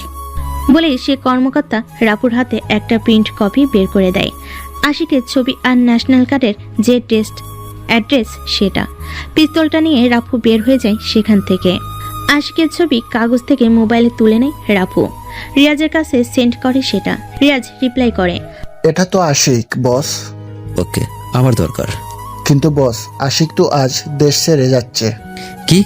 কখন, কোন দেশে যাচ্ছে? মালয়েশিয়া যাচ্ছে আজ সন্ধ্যায় ফ্লাইট। আশিক এখন কোথায়? গুলশানের 13 নম্বর সেক্টরে আছে বস। ওকে। বলে ফোন রাখে রাফু। রিয়াজ ব্ল্যাক ড্রাগনের 4র্থ কন্ট্রোলার। 1000 ক্যাডেট ওর আওতায় কাজ করে। আব্দুল্লাহ আর রাফু ব্ল্যাক ড্রাগনের চিফ কন্ট্রোলার। রিয়াজের মতো 7 জন কন্ট্রোলার আছে ব্ল্যাক ড্রাগনের। মোট 7000 ক্যাডেট। যে কোনো দুর্গ মুহূর্তে গুড়িয়ে দিতে পারে ড্রাগন। কিন্তু যখন পিছন থেকে হামলা হয় তখন এর 7 যেন অসহায় হয়ে পড়ে 700 জনের কাছে। রাফু একাই 20 জন ক্যাডারের সমান। তবু 3 জন তাকে ঘায়ল করে পিছন থেকে পিঁপড়াও বাঘের সমান গর্জন করে, আঘাত হানে। আশিক গুলশানে 13 নম্বর সেক্টরের থেকে বের হয়। কাঁধে ব্যাগ হাতে পাসপোর্ট আর ভিসা। সামনে দাঁড় করানো গাড়ি। দরজা টেনে ভিতরে ঢুকে আশিক বলল, এয়ারপোর্ট চল। ক্লোরোফিল্ম চেপে ধরতে জ্ঞান হারায় আশিক। ড্যাবের সিটে বসে আছে রাফু। যখন জ্ঞান ফিরে আশিকের তখন নিজেকে একটি কাঠের চেয়ারে বাঁধা অবস্থায় পায়। তার হাত পা বাঁধা। সামনেই বসে আছে রাফু। রিফাত কোথায়? গম্ভীর সুরে জিজ্ঞেস করলো রাফু। ঠোঁট কেটে রক্ত মুখের ভিতরে প্রবেশ করছে আশিকের। থু, মুখের ময়লা ফেলে আশিক বলল, মেরে দিয়েছি। বলতে রাফু আশিকের মুখে এক আঘাত করে। আশিক আবারও থুতু ফেলে বলল, আমরা জানতাম রিফাত বেঁচে থাকলে সমস্যা হতে পারে, তাই রিফাতকে মেরে দিয়েছি। কিন্তু তুই যে বেঁচে যাবি সেটা কল্পনাও করিনি। তোর কলিজা কি দিয়ে তৈরি রে? আশিকের মুখে তুই তুকারি শুনে রাফুর মস্তিষ্কে জ্বালাতন শুরু করেছে। আশিকের সামনে ছোট ছোট টেবিলে তার উপর প্লাস ছুরি, হাতুড়ি আর পিস্তল রাখে। তারপর রাফু বলল, কিভাবে তোর মৃত্যু চাস বল। আশিক হাসে, অট্ট হাসি হাসে, চিৎকার করে বলে, আমি জানি রাফু, তুই আমাকে এমনি এমনি মৃত্যু দিবি না। তাই তোর কাছে সহজভাবে মরতে চাওয়ার ভিক্ষা করার মতো ছেলে আমি নই। বাহ বাহ বলে হাতে তালি বাজায় রাফু। ছেলেটার সাহসের প্রশংসা না করে পারছে না রাফু। প্লাসটা হাতে নিয়ে আশিকের আঙ্গুলের নখগুলো টেনে তুলে ফেলে। আশিকের চিৎকারে মাথা ঘুরে যায় রাফুর। বদ্ধ রুমে দেওয়ালে ওর চিৎকার ধাক্কা খায় বারবার এসে কানে লাগে। কাঁচা নখগুলো টেবিলের উপর তুলে রাখে। আশিকের চোখে রক্ত জমেছে। রাফু বলল, রিফাত কোথায়? মেরে দিয়েছি, পেট কেটে ওর লাশ সমুদ্রের গভীরে ফেলে দিয়েছি। বলেই থুতু ফেলে আশিক। দ্বিতীয় জন তো তুই, বাকি তৃতীয় ব্যক্তি কে? বলল রাফু। আশিক কথা বলে না, অট্ট হাসি হাসে। রাফুর কানে হাসির শব্দ বিষাদের মতো বাজে। হাতুড়ি দিয়ে পিটিয়ে ওর আঙ্গুলগুলো থেতলিয়ে দিচ্ছে। আশিকের চিৎকার সাথে সাথে মুখ থেকে রক্ত ঝরছে। তবু বলছে না তৃতীয় ব্যক্তির নাম, শুধু বলছে, কাপুরুষের মতো কষ্ট দিচ্ছিস কেন? মারতে হলে একেবারে মেরে ফেল। রাফু শুনছে না ওর কথা। ছুরি দিয়ে আশিকের হাতের চামড়া খুলে ফেলেছে। ফিনকিতে রক্ত ঝরছে সমস্ত শরীর বেয়ে। ব্যথায় আশিক জ্ঞান হারিয়েছে। তবু তৃতীয় ব্যক্তির নাম বলল না আশিক। জ্ঞান ফিরতেই আশিকের সামনে বসে থাকা রাফুকে দেখে। মৃত্যুভয়ে আটকে ওঠে ওর দুহাত। এতটাই যন্ত্রণা করছে যে এখন ওর হাতে আছে কিনা সে অনুভূতি নেই। টেবিলের উপর বিরিয়ানি রাখা। রাফু বলল, নে এগুলো খেয়ে নে। আশিকের পেটে প্রচন্ড খিদে। 2 দিন কিছু খায়নি। হাত পা বাঁধা অবস্থায় ঝাঁপিয়ে পড়ে বিরিয়ানির ওপর। নাক মুখে বিরিয়ানির প্লেটের ওপর পিছে চেয়ারে বাঁধা। আশিক খাওয়ার জন্য উদ্ভিন্ন হয়নি। এক মুখ বিরিয়ানি নিয়ে গলায় আটকেছে মৃত্যুর সহজ উপায়। রাফু কিছু বুঝে ওঠার আগে প্রায় মৃত্যুর মুখে আশিক। ও সিট বলে টেবিলের ওপর লাথি মেরে আশিকের মাথায় ধাই ধাই করে 1 রাউন্ড বুলেট চালিয়ে দেয়। থেতলিয়ে যায় ওর সমস্ত মুখ। বুকের ভিতর জ্বালাতন সৃষ্টি হয় রাফুর। এখন এই তৃতীয় ব্যক্তির খোঁজ মিলবে কিভাবে? আশিকের সাথে মোবাইল নেই, শুধু ব্যাংককে কিছু কাগজ রাখা আর একটি পেন ড্রাইভ। ব্যাংকের কাগজে হাত না দিয়ে পেন ড্রাইভ নিয়ে চলে আসে রাফু। বাসায় ফিরে পেন ড্রাইভ ওপেন করার জন্য ল্যাপটপে লাগাতে পাসওয়ার্ড যাচ্ছে, মহা ঝামেলা। কিন্তু আশিক তার পেন ড্রাইভে পাসওয়ার্ড দিয়ে রাখবে কেন, সেটাই প্রশ্ন জাগে। হঠাৎ রাফুর মনে হয় ব্যাংকের কাগজের সাথে এই পেন ড্রাইভের কিছু কানেকশন আছে নিশ্চয়ই। ফিরে যায় সেখানে, ব্যাংকের কাগজ কেটে দেখে আশিকের নামে 7 কোটি টাকা ট্রান্সফার হয়েছে অন্য কারোর অ্যাকাউন্ট থেকে। সালা এই সেই তৃতীয় ব্যক্তি। মাথায় হাত রেখে রাফু তৃতীয় ব্যক্তির নিশানা তো পেয়েছে, কিন্তু কে সে? পেনড্রাইভ ওপেন করতে হবে, পাগল প্রায় রাফু। মাথা ঘুরছে ওর। প্রথমে ব্যাংকে যায় রাফু, খোঁজ নিয়ে দেখে সেই ব্যাংকের অ্যাকাউন্টের মালিককে আজহার উদ্দিন নামের একজন অবসরপ্রাপ্ত ব্যাংক কর্মকর্তা ছিলেন তিনি। সেখান থেকে তার বাসার ঠিকানা নিয়ে চলে যায় তার বাসায়। নিস্তব্ধ প্রায় তার বাসা। বাসার ভিতরে নিরিবিলি বসে আছে এক বয়স্ক মহিলা। তার কাছে যায় রাফু, জিজ্ঞেস করে, আজহার উদ্দিন কোথায়? মহিলাটি ভারী কণ্ঠে জবাব দেয়, আজহারউদ্দিনের মৃত্যু হয়েছে আজ 4 বছর। আরও কিছু খোঁজ নেই রাফু। তার কোনো ছেলে মেয়ে নেই। মৃত্যু পরে আজহার উদ্দিনের ব্যাংক অ্যাকাউন্ট বন্ধ করে দেয়নি তার পরিবার। সেটার ফায়দা তুলেছে সেই তৃতীয় ব্যক্তি। রাফু ক্লান্তির নিঃশ্বাস ফেলে শেষ ভরসা এই পেন ড্রাইভ হাতে নিয়ে চলে যায় ব্ল্যাক ড্রাগনের সাইবার হ্যাকার গ্রুপের সবচেয়ে দক্ষ হ্যাকার শিমুলের কাছে। রাফুর শরীর থেকে ঘাম ঝরছে টপ টপ করে। এসির ভেতরেও ওর শরীর গরম হয়ে আছে। শিমুল বলল, বস, কাজ হয়ে যাবে কিছু সময়ের মধ্যে, কিন্তু সমস্যা হয়েছে বস, এটা যে কোনো সময় ক্রাশ হয়ে যেতে পারে, তাই সময় নিয়ে করতে হবে। কত সময় লাগবে? এই ধরেন বস, মিনিমাম 5 ঘন্টা। এত সময় কেন? এ সময় তো যে কোনো সরকারের ওয়েবসাইট হ্যাক করে ঘুমানো চাই। আসলে বস, ওয়েবসাইট হ্যাক করা আর পাসওয়ার্ড হ্যাক করার মধ্যে পার্থক্য আছে বস। সব পাসওয়ার্ড এক হয় না। এই পেন ড্রাইভে এমনভাবে পাসওয়ার্ড সেট করা হয়েছে, ভুল কেউ খুলতে চাইলে ক্রাশ হয়ে ভিতরের সব ফাইল মুছে যেতে পারে, তাই সতর্কতার সঙ্গে কাজ করতে হবে। আচ্ছা সময় নাও, হয়ে গেলে আমাকে জানাবে। আর এই ব্যাপারে যেন আমার বাবা আসলেও যেন তাকে না জানানো হয়। ওকে বস।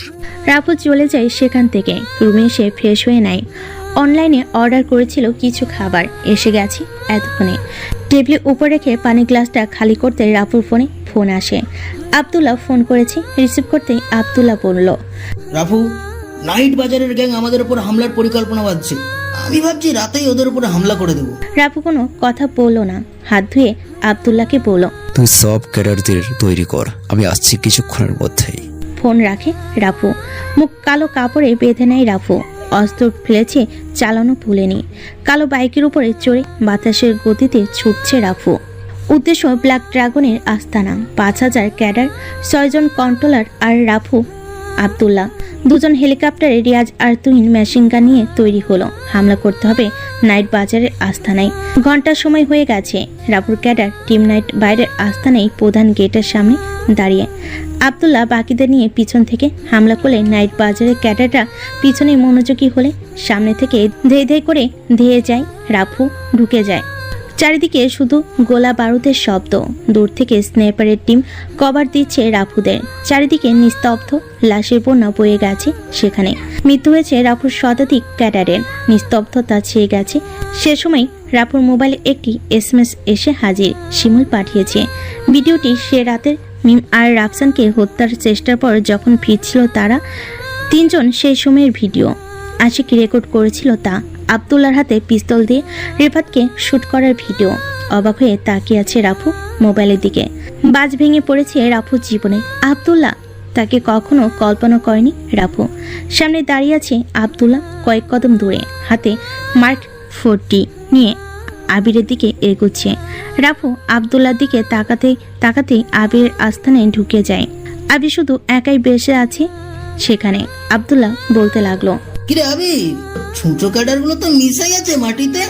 এমন শক্তি দিয়ে আমাদের উপর হামলা করবি ভেবেছিস? করে হেসে রাফুর কান বরাবর আঘাত করে আব্দুল্লাহ। তব্দ খেয়ে শুয়ে পড়ে রাফু। আবির আর আব্দুল্লাহ রাফুকে একটি চেয়ারে বসিয়ে বেঁধে ফেলে। আব্দুল্লাহর চাল ছিল রাফুর মনোযোগ ঘুরানোর, তাই কথাগুলো বলে রাফুকে আঘাত করে। সামনে দাঁড়িয়ে আছে আব্দুল্লাহ। নিজের মাথায় চড় দিতে দিতে বলতে থাকে, চলো তোর কপাল ভালো। কি জিনিস মাইরি তুই! আমার বাবাকেও মারলি তুই 14 বছর বয়সে। তোর বাবা তো আপন বাবা না রে রাফু। তুই যাদের তোর মায়ের হত্যার জন্য মেরেছিস সেখানে আমার বাবা ছিল একজন। ওর বাবা করুণা হিসাবে আমার মাকে বিয়ে করেছিল। আমি ভুলিনি রাফু, ওর সেদিন বাসায় এসে সত্যি বলার পরেও তোকে মেরে ফেলার ক্ষোভ জন্মায়। পারিনি তোকে সামনাসামনি মারতে। কক্সবাজারে সেদিন আমিই তোর উপরে হামলা করি, বেঁচে গেছিস। সালা আশিকও ধোকাবাজি করলো। সিয়ামকে যেদিন মেরেছি সেদিনই তোকে মারার জন্য ওকে পাঠিয়েছিলাম, তো কাজ হয় করা, ব্ল্যাকমেল করা শুরু করে দেয় সেও। এই যে আবিরকে দেখছিস, নাইট বাজার নামক কালো গ্যাং, এটার সৃষ্টিকারীও আমি। তোকে মারার জন্য সাহিত্যর বাবাকে বলেছিল, আমি তোকে যদি মেরে ফেলি তাহলে সে আমাকে মেরে ফেলে আর তার সমস্ত সম্পত্তি দান করে যাবে। কোন সৃষ্টি করি নাইট বাজারকে। আজ তুই মরবি আর নাম হবে আবিরের। শুনেছিস আবিরের হাতে। ভালো থাকিস ভাই। রাফু কথাগুলো শুনছে চেয়ারে বসে, কানে পাশ দিয়ে ফিনকি দিয়ে রক্ত ঝরছে। হাতের ফোনটা মাটিতে পড়ে গেছে রাফুর। ডিসকানেক্ট হয়েছে শহীদ হাসানের ফোন কল। শহীদ হাসান ফোনের ওপাশ থেকে আব্দুল্লার সব কথাই শুনেছে। ছুটে আসছে আবিরের আস্তানার দিকে। আবিরের দুপায়ে দুটো বুলেটের আঘাত করে আব্দুল্লাহ। লুটিয়ে পড়ে মাটিতে আবির। আবিরের বুকে টাইম বোম সেট করা অন করে আব্দুল্লাহ। 10 মিনিটে ফেটে যাবে বুম, সবকিছু মাটিতে মিশে যাবে। আব্দুল্লাহ ভয়ানক প্ল্যানিং এর কথা মিশে যাবে আবিরের সাথে। আবির ছাড়া আব্দুল্লাহর কালো কাজের সাক্ষী নেই। ইট পাথরের ঘেরা রুম থেকে বের হয়ে ক্যাডারদের সামনে আসতেই বিকট এক শব্দ আসে। ধসে পড়ে আবিরের আস্তানা। ঠিক বোমা বিস্ফোরণের আগে আবির রাফুর হাত পায়ের বাঁধন খুলে দেয়। পিছন থেকে সরে যায় রাফু। মৃত্যু হয় শুধু আবিরের। মৃত্যুর আগে জীবনে একজনের উপকারে আসতে পারলো আবিরের আত্মা শান্তি পাবে, তা ভেবেই মুক্ত করে দেয় রাফুকে। হাঁপাতে হাঁপাতে এসে দাঁড়িয়ে শহীদ। সামনে আগুন জ্বলছে দাউ দাউ করে। চোখ বেয়ে জল গড়িয়ে পড়ছে শহীদ হাসানের। আব্দুল্লাহ শহীদ হাসানের সামনে এসে দাঁড়িয়ে মিথ্যা চোখের জল ফেলে বলতে লাগলো, বাবা আমি রাফুকে বাঁচাতে। দায় দায় করে দুটো শব্দ বুলেটের আঘাত ছেদ করে আব্দুল্লাহর মুখ আর বুকের এপাশ ওপাশ। শহীদ হাসান বলল, না যায় সন্তানের চরিত্র ঠিক না চাইছি হয়।